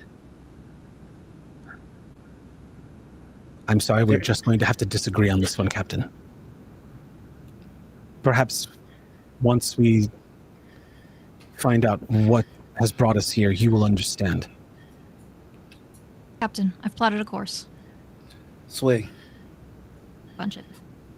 The ship moves forward without any hesitation this time, but Cadence is going to arrive in orbit first. What's The going on with Tholians, Leon, the Tholians establish a high orbit over the world. And your sensor readings are immediately coming back that there is plant life, scattered plant life on the planet at best. However, there is a Bolian and Romulan life form on the surface. Wow.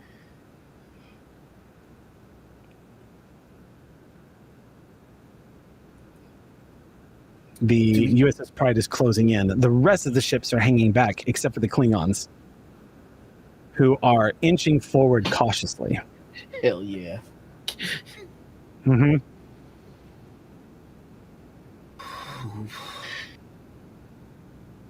How about that last little bit on that work track? On that. Yep. on Now that I work know what's track. going on. Okay. I really want to get. I want to get up in that psychic space really badly. If we're going to the spooky time place, we need double tap. I'm going to pose this to you because we are 15 minutes past. If you guys want, we can do that scene real quick. But normally we have a break here. Do you want to do that scene real fast before we go on break? I want to go on break. I want to leave everyone waiting a little bit longer. You coward! I support you though. Okay. I support you while I call you a coward. Make everybody. All right. Everybody has to come back after break if you want to see what's going on. Yeah. They're like, Yeah, it's a stay tuned kind of thing. Okay, so let's take 10 minutes, hydrate, stretch, come back, and we'll figure out what the hell is going on. Don't go anywhere. We'll see you in a minute.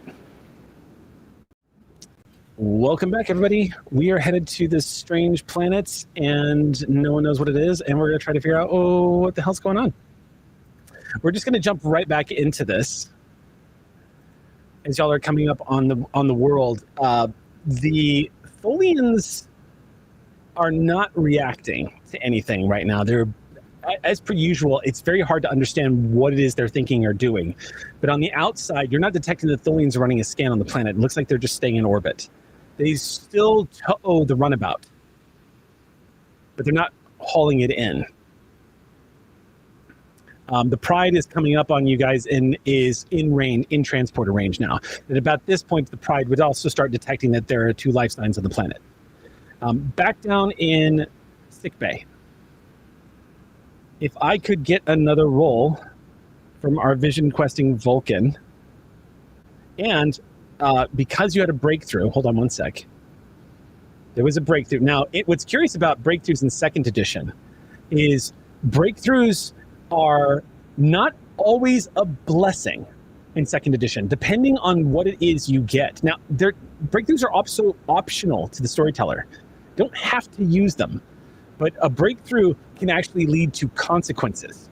Because if you are trying to disarm a bomb, you might get closer to finally disarming it, but this countdown might speed up in a breakthrough moment. And usually I can spin threat to activate some kind of hellacious bullshit. Here, though, fortunately, that's not what's going to happen. Your breakthrough is actually, I'm going to, you know what I could do?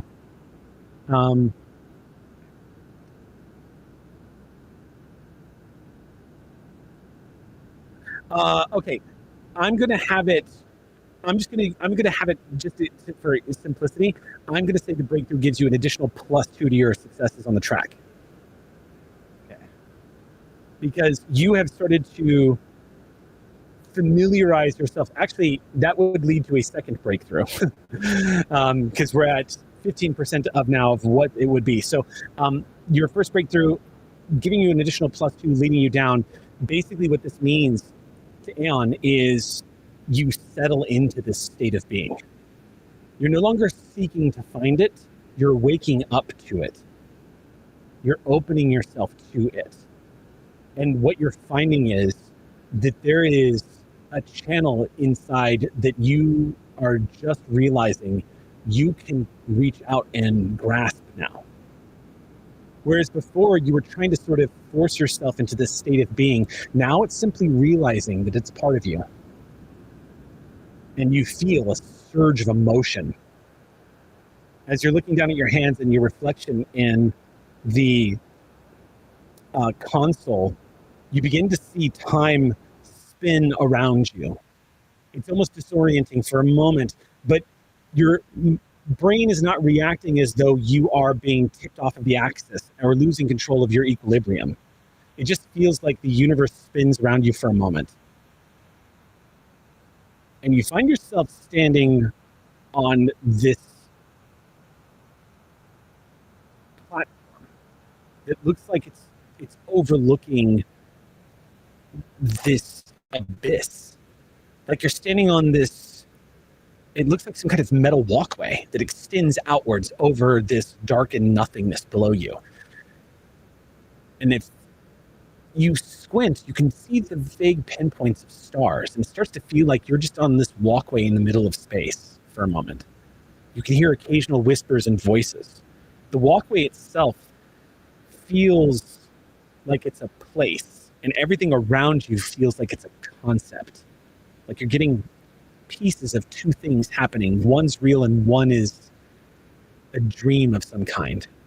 And not a part of the room that you're actually standing in, but an experience you're having from this event.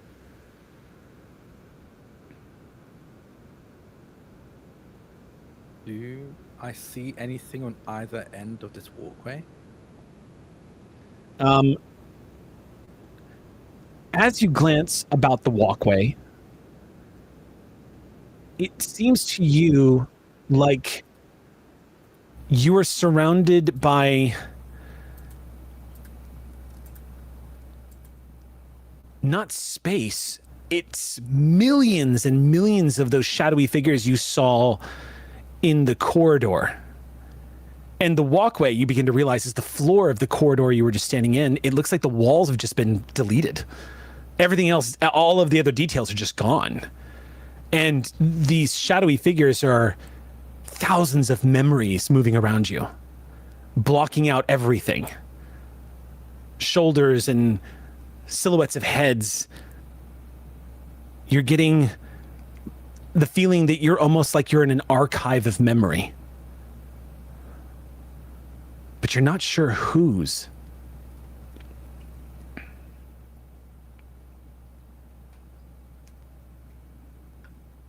Once I've sort of understood that I'm seeing these memories, that this is an archive of memories, I would like to see if I can find the most recent one. Focusing as much as you can, make me the final check here for this extended task. How many successes do I need to succeed? The difficulty is 3 and the resistance is 2. You just need one more success. More success. Okay. You can do it. We believe.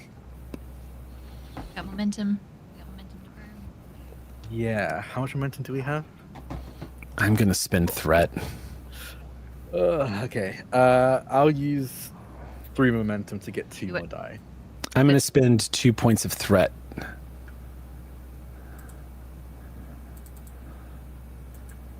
And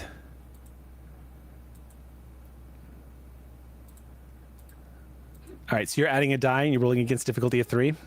Yeah, I'm ready. I bought 2 die. Okay. Yeah. Excellent. Okay.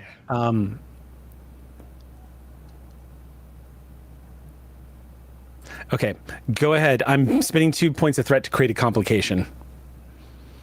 Okay. Okay. Okay, that's this is insight and science is 12. So I got 1, 2, 3 successes. Okay. 3 successes. Exactly. Yeah. That's actually going to lock you into not making any progress on the track because the resistance is still 2. Oh, but you only needed No, one. it's only I need need one. one. There's one left over. Yeah, you'll That was it? just hit it.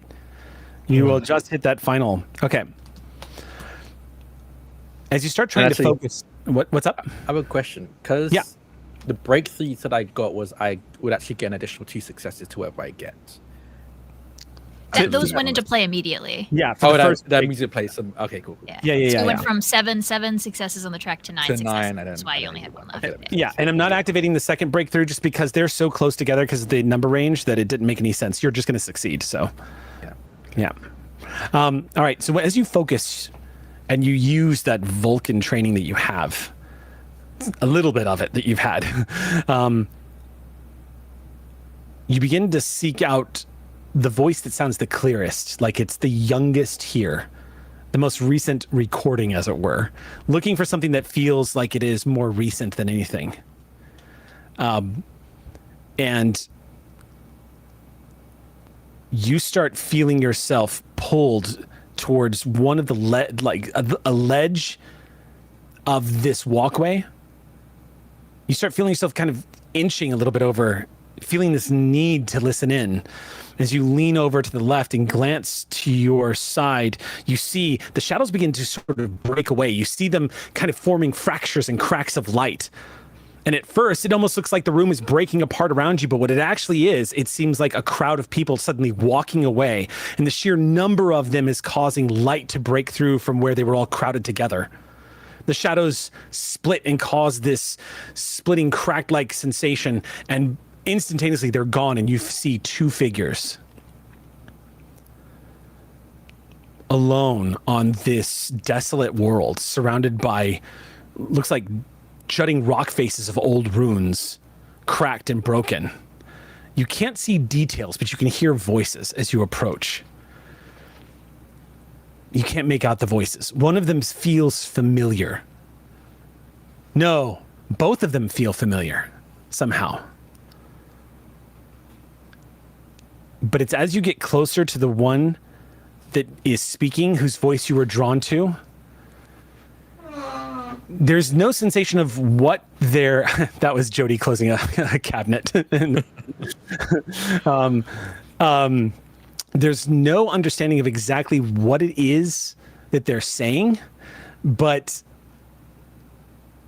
the emotion that they are feeling suddenly begins to surge into you. And in that moment, you start receiving flashes of faces that you know and don't know. You see a Romulan child looking up at you. You see images of people fading away in your mind, being lost. Somehow it feels similar to how there's a connection here between the Ikea Strovna, the sudden fading of time. You begin to feel that fading away. There's a sense that the images that you're seeing, one by one, you're watching Romulans disappear from a timeline. And they're important to you. You're watching them vanish one by one. You're not sure if this is something that's happened to you or if it's going to happen, but there's a sense of desperation. And suddenly you were overwhelmed with the inevitability of loss. Like you were about to go spiraling into the chasm of death and have no knowledge of whether or not you've been able to save them. And more. There's more. It happens all at once. The memories, important information, surge into your brain, but before you can process them, your eyes shoot open. And you are exhaling. You feel pain in your hands. You feel pain in your jaw, like you've been clenching your jaw. Your brow is filled with sweat, and your vision, you squint as you look about. The sickbay has been destroyed. You see there is an unconscious nurse laying on the floor, and a sensation rising from your chest as you look down and see that there is a slightly discolored burn mark in the center of your chest. And in front of you, as you glance up, you see Dr. Conway holding a phaser before you collapse into unconsciousness.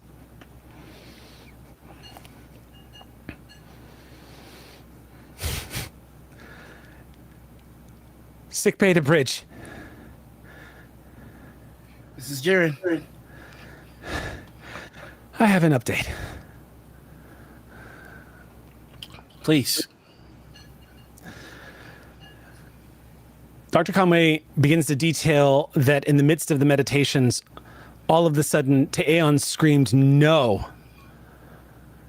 A nurse moved forward to try to gently wake them. It wasn't working, so they got a hypospray, and as they touched Te'eon with the hypospray, Te'eon flew into a rage and threw the nurse across the room. The nurse is unconscious, but okay. And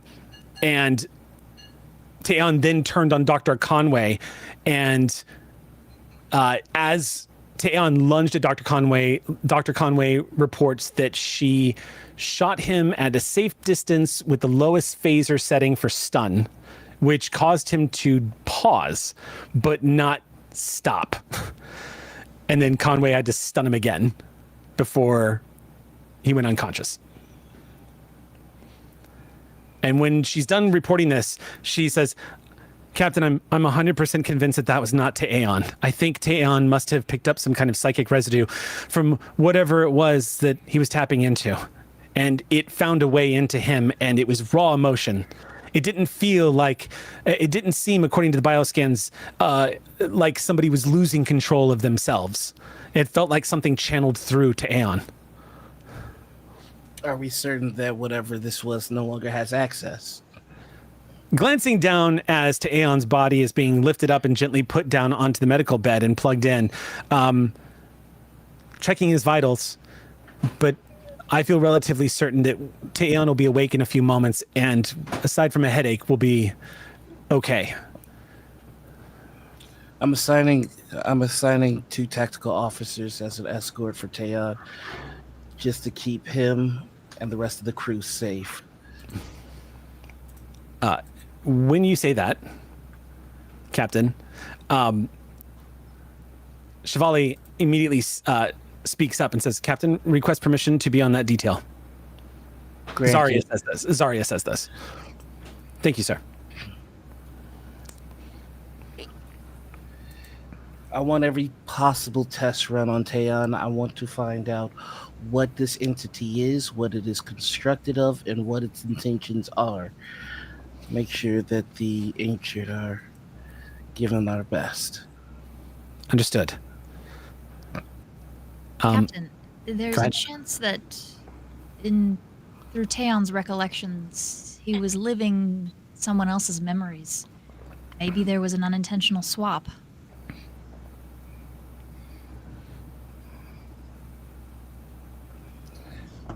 This meditation that was undergone, forgive my ignorance in asking, but is this something that you might be familiar with?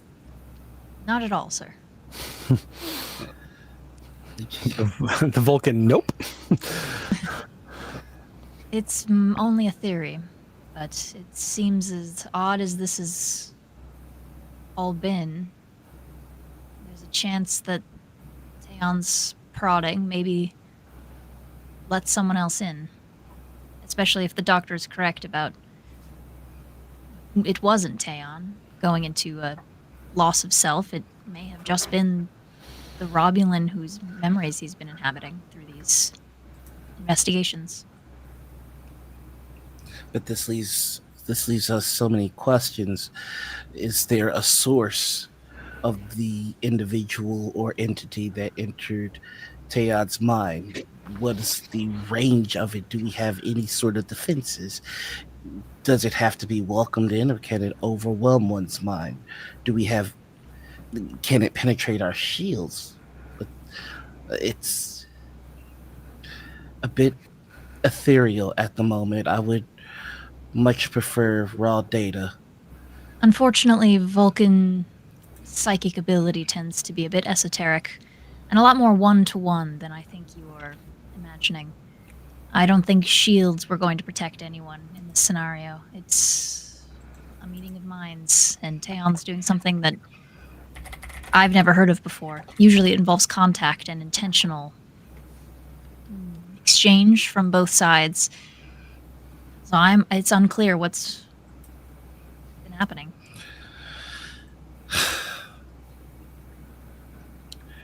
And I used to be concerned that my attachment to pejorative spirituality might be a hindrance in my mission. It seems more concrete from where I'm sitting.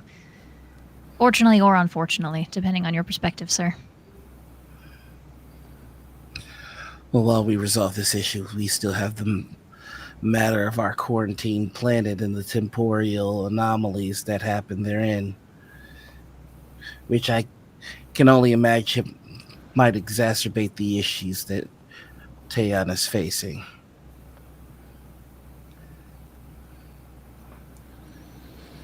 Maybe the source of it, for all we know. I think we need to expand all we know. How much momentum do we have? I have us at 1 currently. I would like to treat my conversation with Tavine as a rally if I could. Sure. So that I can create the trait, expand all we know. And I would like to have a conversation with our temporal guests so that we can expand all we know. So we can get them to tell us, like, this is like, now our crew is affected beyond just our chief engineer or the chief engineer of the Ross. So like now's the time that we talk, ones and zeros. We got to get to the data because people are getting hurt. So that would be like applying a character trait to your relationship with the temporal agent. In following with the template provided by the book, because I am the captain, I am essentially forcing them to give us, like, I don't care about how you feel about this, what's down there, what's doing this, tell us everything you know. Okay. Okay, so you're gonna spin that. Are you rolling for? Or are you spending momentum to get it? I will. Look, first, I have to do the rally to get our momentum. So that is command presence. I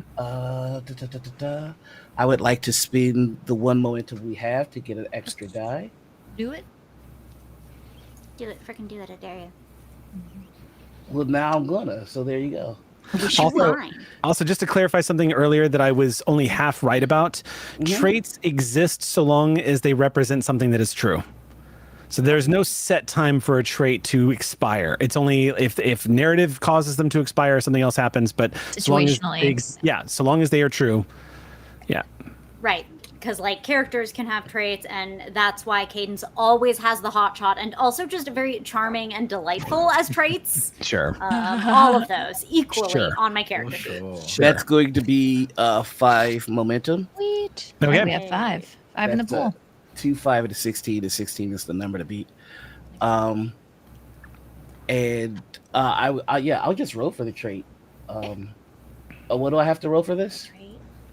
It is going to be, first of all, the difficulty is going to be 2, but it should be a presence command check if you're using your ability as a captain. Gotcha. Yeah. Let's get rid of you. Go away. And that is 2 successes. That's a 9 and a 6. Okay, perfect. So you'll create a trait where you basically kind of give the Jean-Luc "you need to tell me everything you know, Will" speech to the officer Segrel, who, once you explain the urgency of this, as the planet is up on the view screen, you guys are currently in high orbit right now. Segrel says, "Captain, I don't have all the information. All I know is that this planet was under a quarantine and is considered a level 1 quarantine for the department, which means that whatever's down there could have potentially galaxy-spanning consequences if it is encountered, or if there is a manipulation of any. I don't have there's too many variables. Think of it like think of it if this was some kind of dangerous weapon that could go off at any moment. It's the same protocol we would put in place if there was something that was dangerous or possible, open to content. If it was a landscape that was filled with Borg nanites, we would tell people not to go down there and keep it as secret as possible, quarantining it and observing the planet from far." I know that you have access to information in my ship that I can't get to. I need you to pull up everything that this ship can get access to about this planet. If there were a planet with Borg nanites that we quarantine, we would study every part of those nanites. We would tell everyone what those nanites would do to them, at what range, at what radiation, at what radius, how we would tell early effects of the infection of those nanites. We would catalog everything because that's what we do. We are scientists. We don't just say that's a bad place to go. We say why. We say when. We say what signs that we have already been compromised. We are traveling in the dark, and you know. And your knowing has caused 2 Starfleet officers. I don't want to hear about what you're afraid of. My people are... I don't know what's happening to my people. And I need to fix it. If there's anything that you know and you're withholding because of rank, because of procedure, I am appealing to your empathy, not as a Starfleet officer, but as a fellow living being in this galaxy. Help me. Segrel's ears tilt a little bit, showing agitation.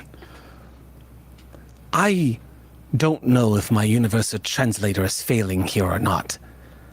I have given you all of the information that my pay grade, as it were, has made me privy to. I don't know any more than what I've told you.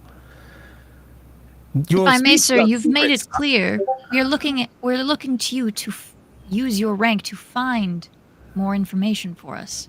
We understand that there's a capacity to what you can contain in your mind. See him, he takes a deep breath and says, "Let me spell this out plainly. I do not have the appropriate authority or rank to access the information as to what is down there. All I know is that is a quarantined planet. The limits of what I'm authorized to do was overriding your plotting of course to this world. Undoubtedly, which has now been transmitted back to the Department of Temporal Investigations. Good that it is, since they know that we will be out here where we are. I don't know anything more than that." Yes, I'm aware, sir. Can you, now that they know that we're here, can you reach out to someone with a higher pay grade, level of authorization than you? You would know, not us. Yes, I can. I'm happy to do so. I'm more than willing to reach out to the department and get any information I can on this place. Then that means that there's not...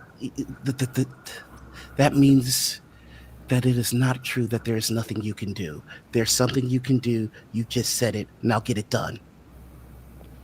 The commander stiffens, but he's been given an order by a superior officer.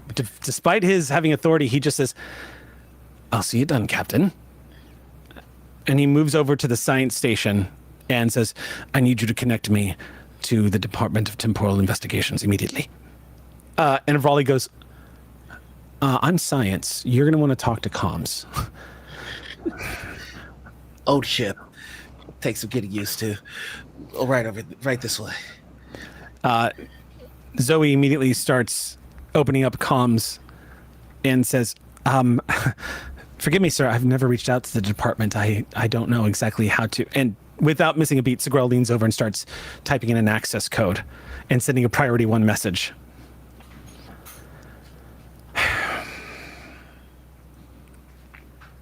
And waits. We apologize for causing you distress, sir, but all we asked was that you reach out.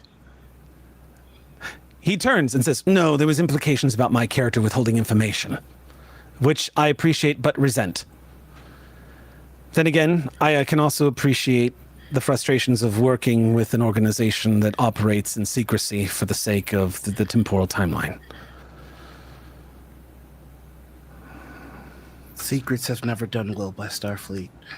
You don't know that, he says with irritation. He snaps suddenly. He says, forgive me, sir, forgive me.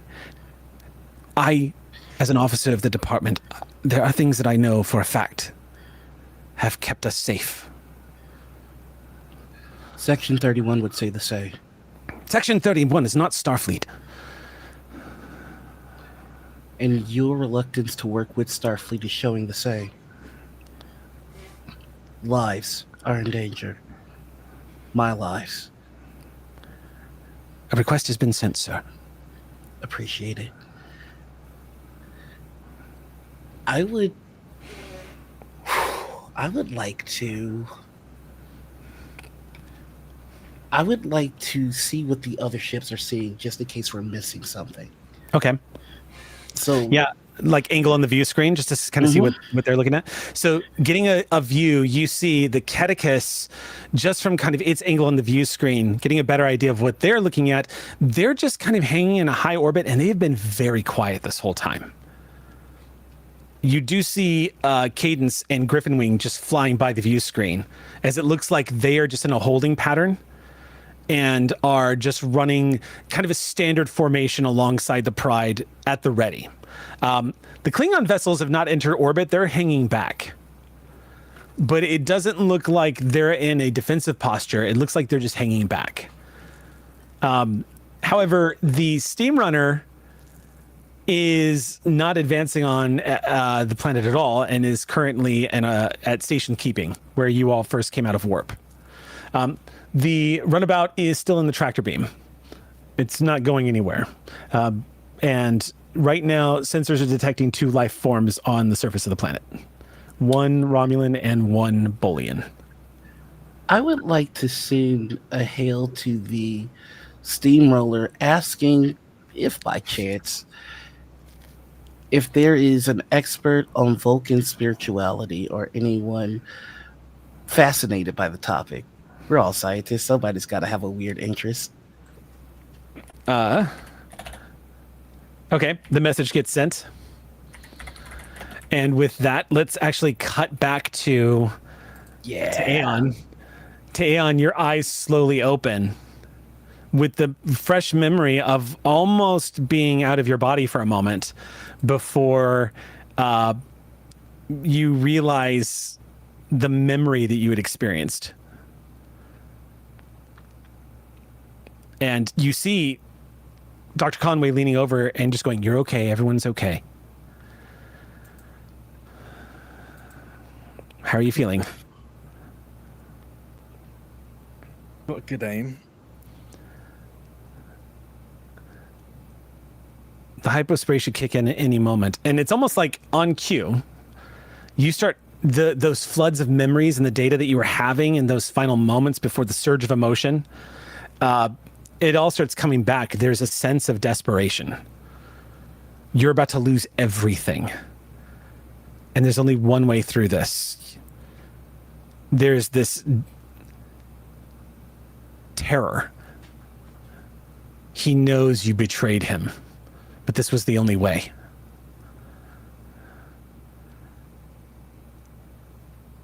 Whoever is on that planet may not be your enemy.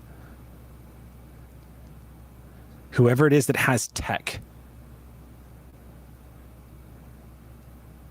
there's something else going on. And that's when you realize that's who you were feeling. The youngest of those memories, whoever it was is down there right now.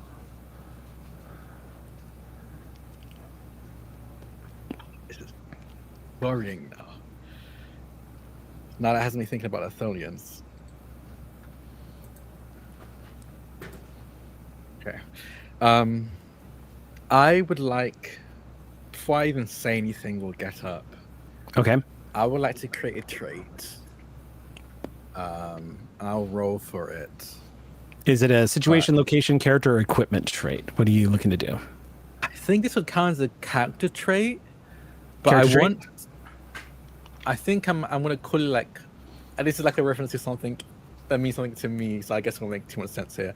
But I want to create a trait called Follow the Groove, and I want to make it so that this path I took to connect to this Romulan, like very similar to how over time water can create, trickling water can make a river. I want to make that route easier for me to take the next time I need to or want. Oh, I thought we were like Beware the Groove. Groove. You disrupted the Emperor's groove. Oh my God, you guys, Sam did a culture just now. This is mark it down. So proud. Okay, just to clarify it so that we know what the trait is, I'm going to say this is going to basically create an empathic connection with the Romulan that you connected with. You are essentially going to have an immediate empathic understanding of that Romulan and what they're experiencing and why they're acting the way they are.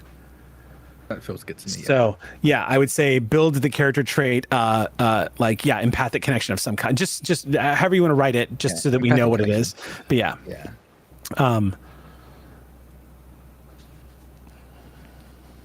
Well, I need to roll for it first. We'll see if I even guess, because I think We got some momentum if you want to grab an extra die. Okay. Momentum spent. I think when you want to create a trait, you still have to roll for it, right? Only you can either spend or roll. You can spend or roll. Spend It's or 2 roll. momentum to spend, or you can roll for it. I think I'll just, if everyone's okay, but I think I'll just spend. Yeah. Yeah, 2 momentum, and it becomes a thing. Yeah. Right, now we have 3 I'll spend momentums. some.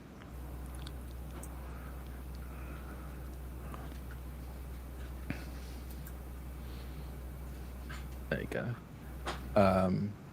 As I essentially almost like not just memorize, but like commit to mind cyclically this connection, hold on to this connection, respond. And I'll stand up, sit up in the bed. Okay. I think this doesn't need to be as hostile as it seems to be. I think we can talk to this Romulan.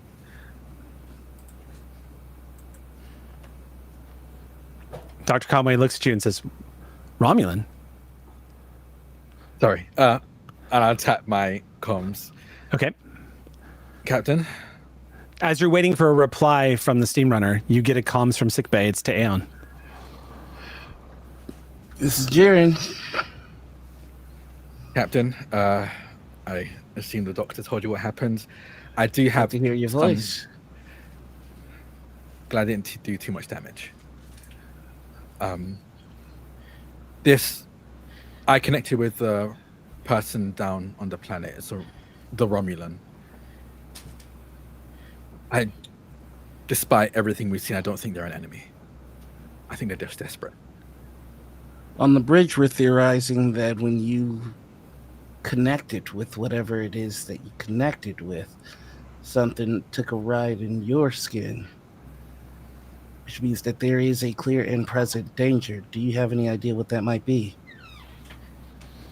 I think it was less that they took over, more I experienced their experiences. I felt their panic, their despair, their desperation.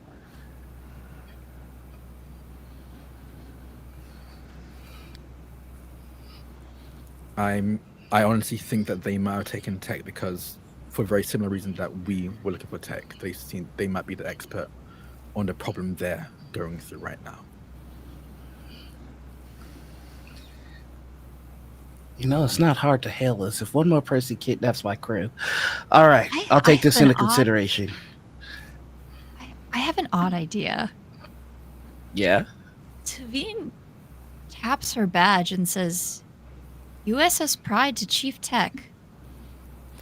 and or Chief Tech's. Oh my current gosh, where company. are you guys? Are you in the same system as me? You hear the voice coming back. Tech says, where have you been? We're above you currently. I'm going to pass you over to the captain.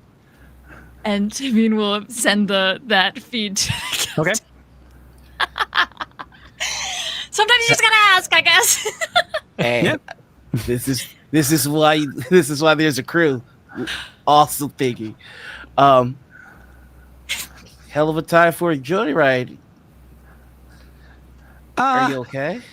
I'm perfectly fine. It's just a little weird down here. I'm here with a friend. It's kind of unusual what's been happening for the past few minutes. They're asking me questions. That's okay? They seem pretty agitated. You're pretty agitated.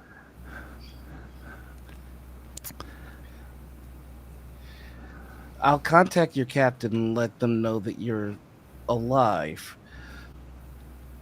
What can you tell me about the planet that you're on? Oh, geez. Well, it's not exactly a vacation spot. It looks like there was a big party here and everyone just kind of forgot to clean up. And your escorts? Just one. I'm sorry. 1 second, Captain. If I tell them about you, are you going to shoot me? Just one. Just a Romulan. Who says they're not going to shoot me? Well, that's good, because I would hate to shoot them back. Captain, from Taeon's experience, it seems like there's someone who may be in need of help. Maybe That it try that does. angle? Appreciate it, Helmsman. How can we help your friend? I don't, and you hear Tech suddenly get a little quieter, like he's trying to be a little more private with what he's saying. And he says, I don't know what's wrong with them. They've been shouting and screaming like someone is supposed to meet us here and they're not here. I don't know what she wants, but she's very agitated. And I don't think she's trying to kill me. And would they be terribly adverse to being beamed aboard our vessel? I don't know. It sounds like they're waiting for someone, but I could ask, Captain. Love to know their thoughts on that. As it stands, the planet that you are currently inhabited is quarantined by Starfleet, so the less time that we have interacting with it, all the better. Ooh, does it say why it's quarantined by Starfleet? That is a whole conversation that we will have when you get back on board. Yes, Captain. Oh, I wish I had a tricorder right now. We'll see about getting one to you once you get on board. Are we able to get a lock on them? Hold for transport. I just want to know if we can grab them. Avrali glances over at Zoe, who glances back over at Avrali. And Avrali says, "Are you getting the same thing?" And Zoe just nods and says, "Yeah. Captain, I'm detecting the life forms, but transporter is not detecting any life forms. Sensors are. There's nothing to lock onto." This wouldn't have anything to do with the planet being quarantined, would it? Who are you asking? I think I'm asking them, is it that the ship can't do it, or is it that it's access denied? Doesn't seem like it's access denied. Could be some kind of temporal interference. Most likely. If only I were on the line with the most brilliant engineer that Starfleet has to offer.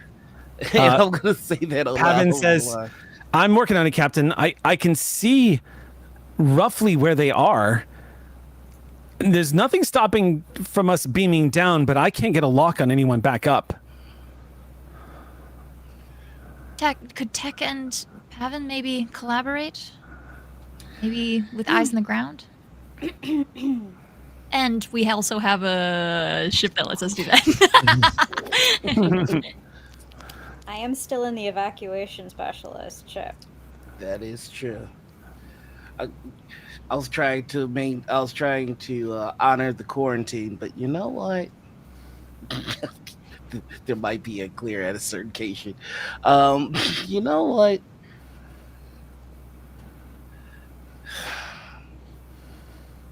How terrible for you and your agency would it be for boots on the ground? Segrel glances up and says, "We've already violated the quarantine. We might as well." Well, what's the yield turn? They can only hang you once. Prepare an away team. All right, who's assembling for the away team? I would request I be on the away team, and I think as she enters the sick bay, ask if Lieutenant Zara can be there as well. Okay. I'll be heading down and giving the order for the birds to scout the I can talk. Watch me do it. Scout the landing zone. Make sure that we are not due for any surprises. Yes, sir. Excuse me while I skim the skies. All right, you start dipping into the atmosphere.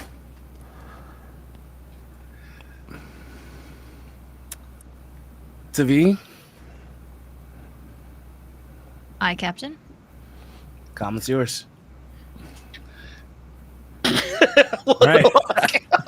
You take center chair again. Yes. Haha, Exo's in the bird. Haha, have fun, sister. I've been wanting to say that since we. Sorry. Anyway. That was good. We're normal. We're Starfleet officers. It's fine. Yeah, we're cool. That's normal. Uh-huh. So All right. As you are doing a flyby, Cadence, you see the landscape of which Tech was describing. Tech was being cute. It looks like a desolate, broken, ancient city that has been all but destroyed. And not just destroyed, but eons of time have all but wiped it away. It looks like you're passing over like Greek monuments, kind of like that level of ancient. Most of it looks like it's been grown up over, or it's cracked and broken and claimed by the passing of ages. But there's a great big square in the center where you can actually see on sensors 2 life forms. As you are flying past, you see just the vaguest wave from a blue gentleman and a yellow operations life form far, far down below on the planet's surface as you fly by. Nobody say anything. This is supposed to be normal. We didn't see it. Keep But flying. you see plenty Keep of landing moving. space. Yeah. I will send those coordinates back to Big Bird for easy transportation. I would like to stay in the air for as long as possible, particularly since I'm in the Yoink Bird. It seemed non-trivial to yoink. Therefore, I would like to be in the ship that makes the impossible possible, specifically with respect to getting my captain, senior staff away team out of there if we got it. So I'm gonna stay air support for now. Okay, you stay air support for now.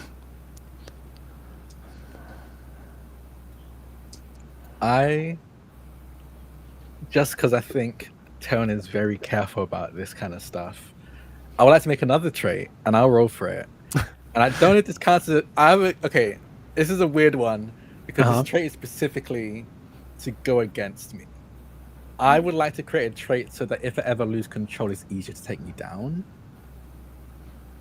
As I point out my like usual weak points in like combat or even just physically to Lieutenant Zarya. I am a fan of this. I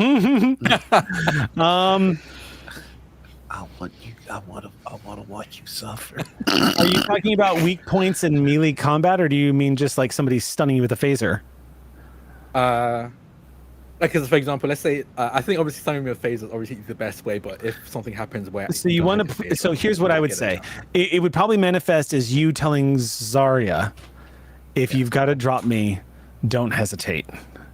Simple as that. Okay, cool. It's I need you to drop me if I have to, if you have to, and that would create a trait for Zarya because you've basically given her permission to do what she needs to do to look past how maybe she feels about that, and just get the job done.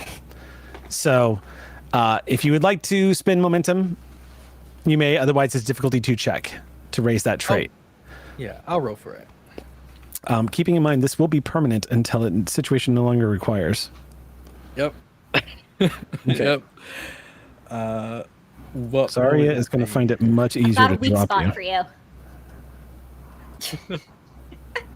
This is a callback. This is a callback, so it wouldn't make sense to anybody. But from Beacon, all I can think is Bobby Pin. Mm-hmm. Yep, that was exactly what I was. Thank you. Yeah, Thank yep. you. Thank you. Calling the trait Bobby Pin, but it doesn't have to be that. That would be very good, actually. Yeah. What would I be rolling? You've been killing it on the trait naming. Yeah, y'all are trading it up this game. So in this case, I would probably have you roll control and honestly, I would probably have you roll control security. Difficulty 2. This is so funny. Normally, when I write down traits in my notes, I have they start with I have little icons for everything, and it's a plus for a trait or a minus for a trait, depending on who said it. In this one, I've got plus with a minus under it, because I don't really know. Yep. I imagine, would hand-to-hand combat, hand phases, athletics, would either of these focuses come into play here? I mean, all of them would really. Okay, cool. And in that case, it's about dropping you. Zarya believes in the simplest solutions to things, so it's very likely that you'll get a stun, unless you're at point blank range, which is lethal. So in that case, she'd probably switch to hand to hand. But you know that even though her skills at hand to hand combat are extraordinary, nobody wants to fight a Vulcan in hand to hand combat if they don't have to.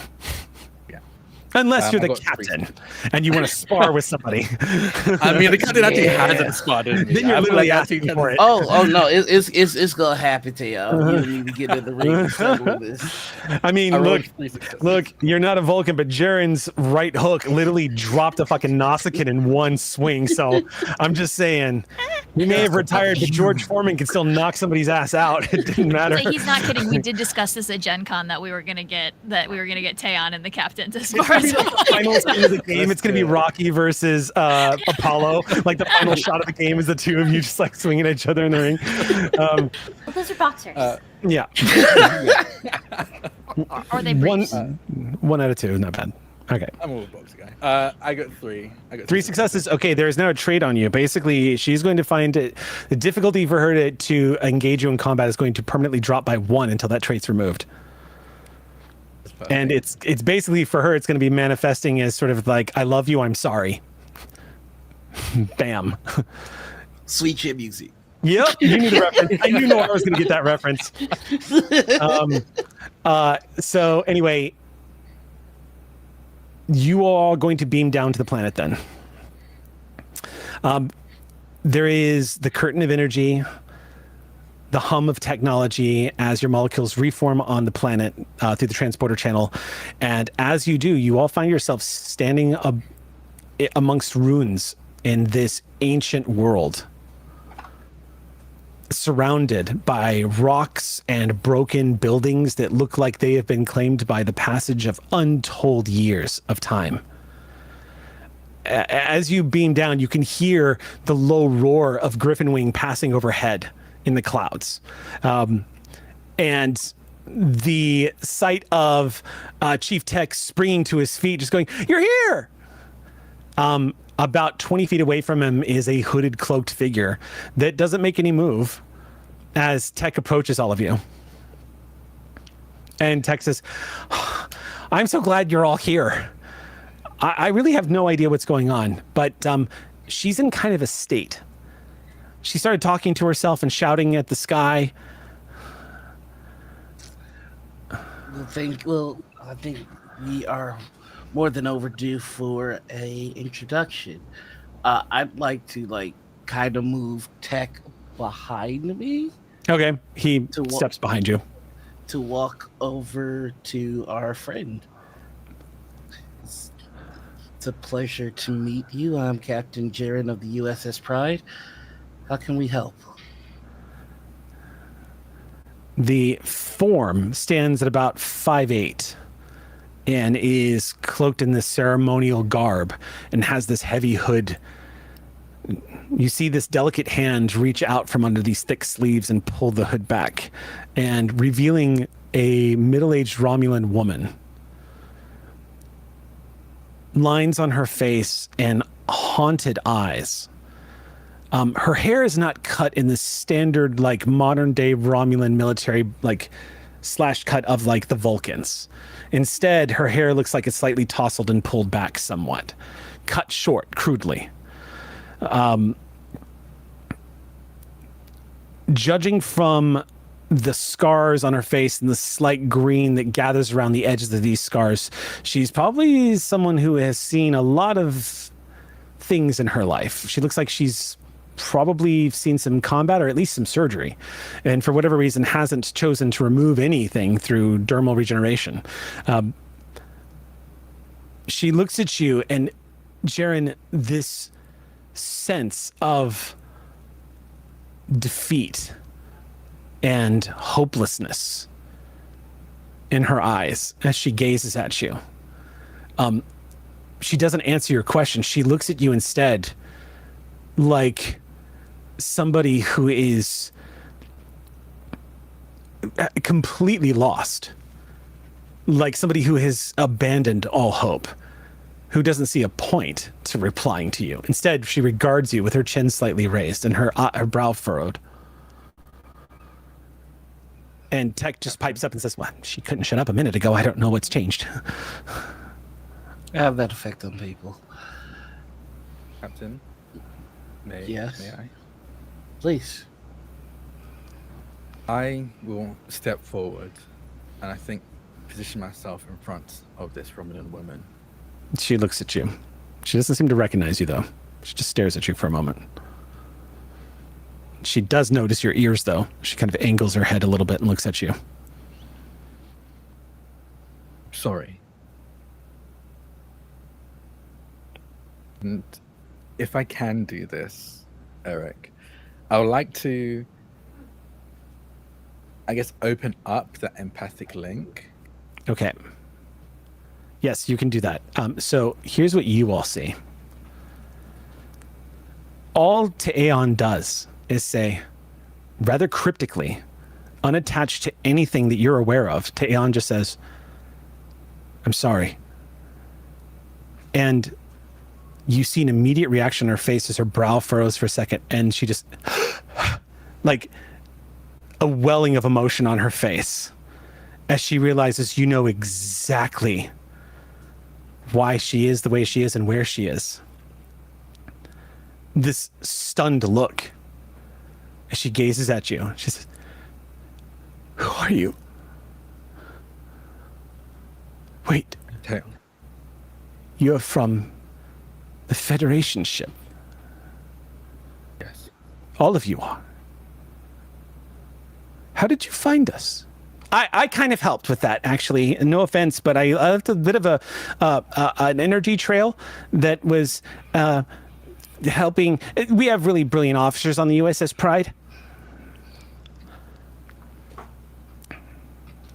Tech, maybe don't expose your means of giving us a way to find you if you get taken again. Oh, that's a really good point. Sorry, Captain. I just get really excited. I want to share how you do things. You know, it's technology, sharing technology. She says, I was lied to. I gave up everything. Who lied to you? She rises from the lean that she had on this rock, and she says, he told me he would help me if I brought him here, and points to Tech. But it was a lie. He's not here. Don't be so sure of that. Another voice suddenly pipes up. The lot of you turn. And multiple things strike each and every one of you as absurd in this particular moment. The first absurdity is that both Cadence and your chief helms officer who you left on the bridge are now standing next to all of you. That's the first absurdity that you all suddenly take note of. The second is the elderly man in a bowler hat wearing a coat holding a cigar, leaning back in a chair holding a newspaper next to a doorway. A doorway that is attached to absolutely nothing. It simply stands in open space. He takes a long puff out of the cigar as he folds up the newspaper and stands up and says, I'd say what took you so long, but the truth is you're right on time. I'll position myself in front of this Romulan, between the Romulan and this person. As you do, she immediately takes you by the shoulder and shoves past you and says, I brought him here like you told me.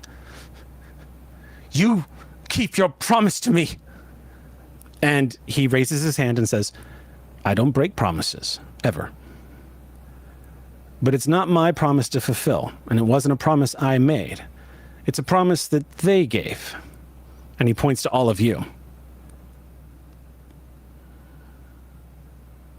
So someone's going to need to give me names and information very quickly.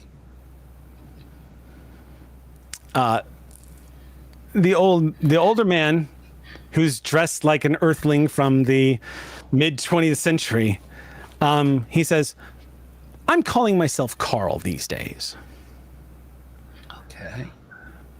Call me Carl. Carl? I'm just going to look at Tavine and Cadence and go, are the two of you okay? You have no memory of how either one of you got here. Your last memory was sitting in the captain's chair. Your last memory was starting to bank as you were circling it back around for the flyover. There's no sound of the Griffin Wing in the sky right now.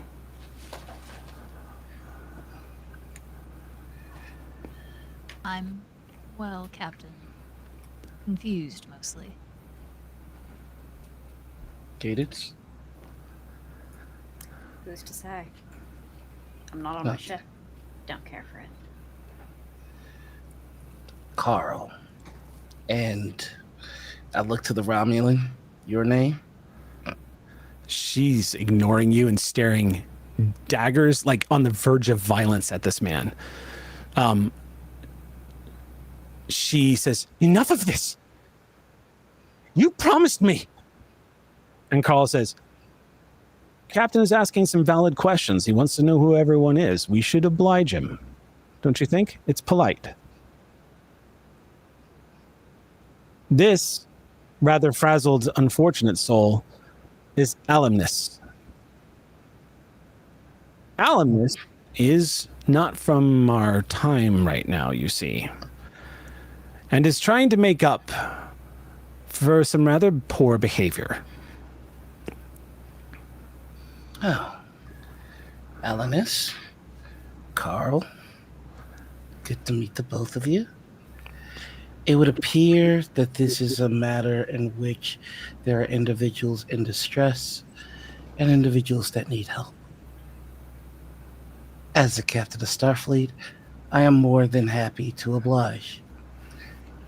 And it is very obvious that we are dealing with the fantastic. Carl, I can imagine that you have some measure of infinite power or technology that we are unaware of. Since we seem to be slotted to work with each other, I think I need to make something entirely clear to everyone involved. Because just because you can do something Does it give you the right to? So from this moment up forward, if you want the help of anyone on the Pride, you will seek out informed consent. That means that if you take a pilot from their ship, you will ask. This isn't a request. This is a demand.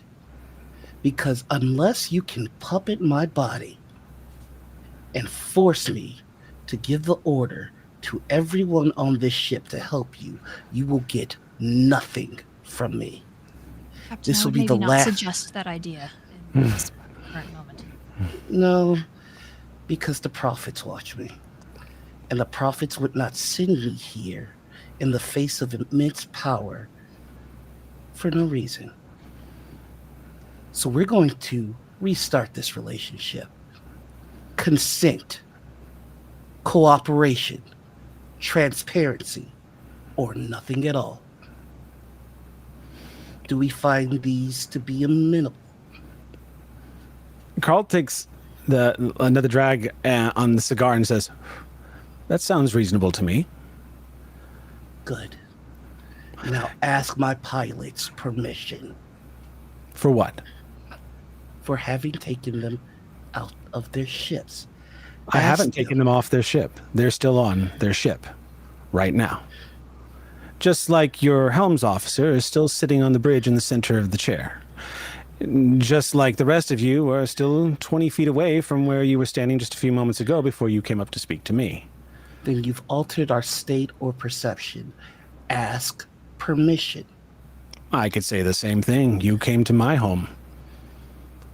And there's a small grin on his face as he takes a puff off his cigar. We can do this dance all day if you can't offer proper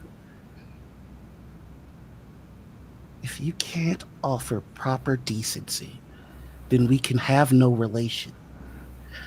I am here because someone from my crew was stolen.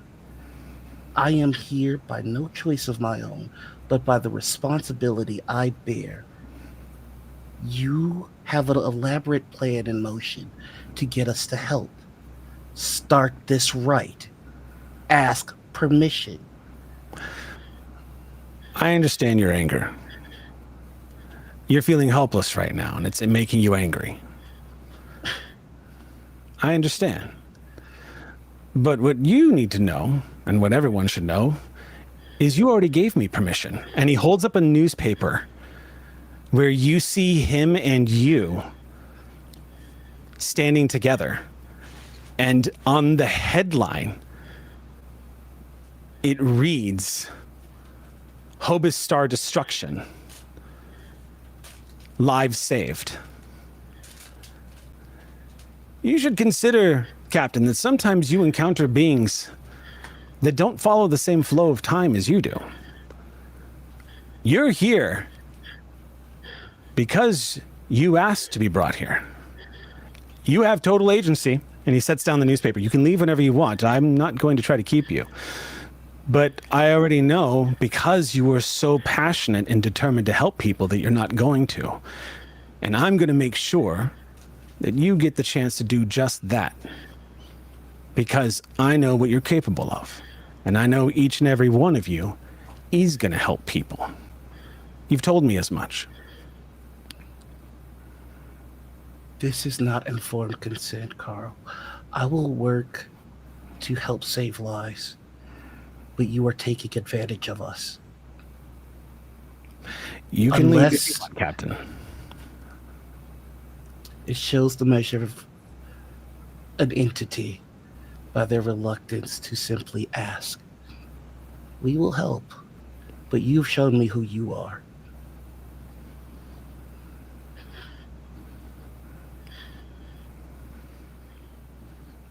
He waits patiently for a moment and says,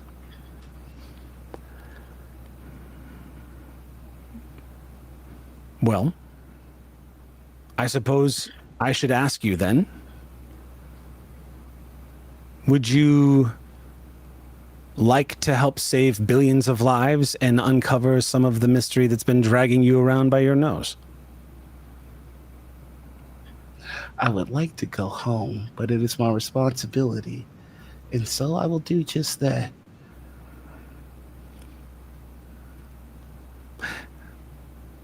When this is done, hopefully, you'll be able to understand a little bit more about how this actually works. But in this meantime, why don't we all take a moment and have a discussion here about our friend Alumnus? Let's. Okay. That's kind of where we're going to have to button this, unfortunately, because it's 9:05. So we'll button it here and pick up next week. Y'all don't miss next week's episode as we find out what's going on. Thank you so much for joining us for tonight. We will catch you next Monday night here, the Last Excelsior. Until then, friends, hailing frequencies are closed. Boop.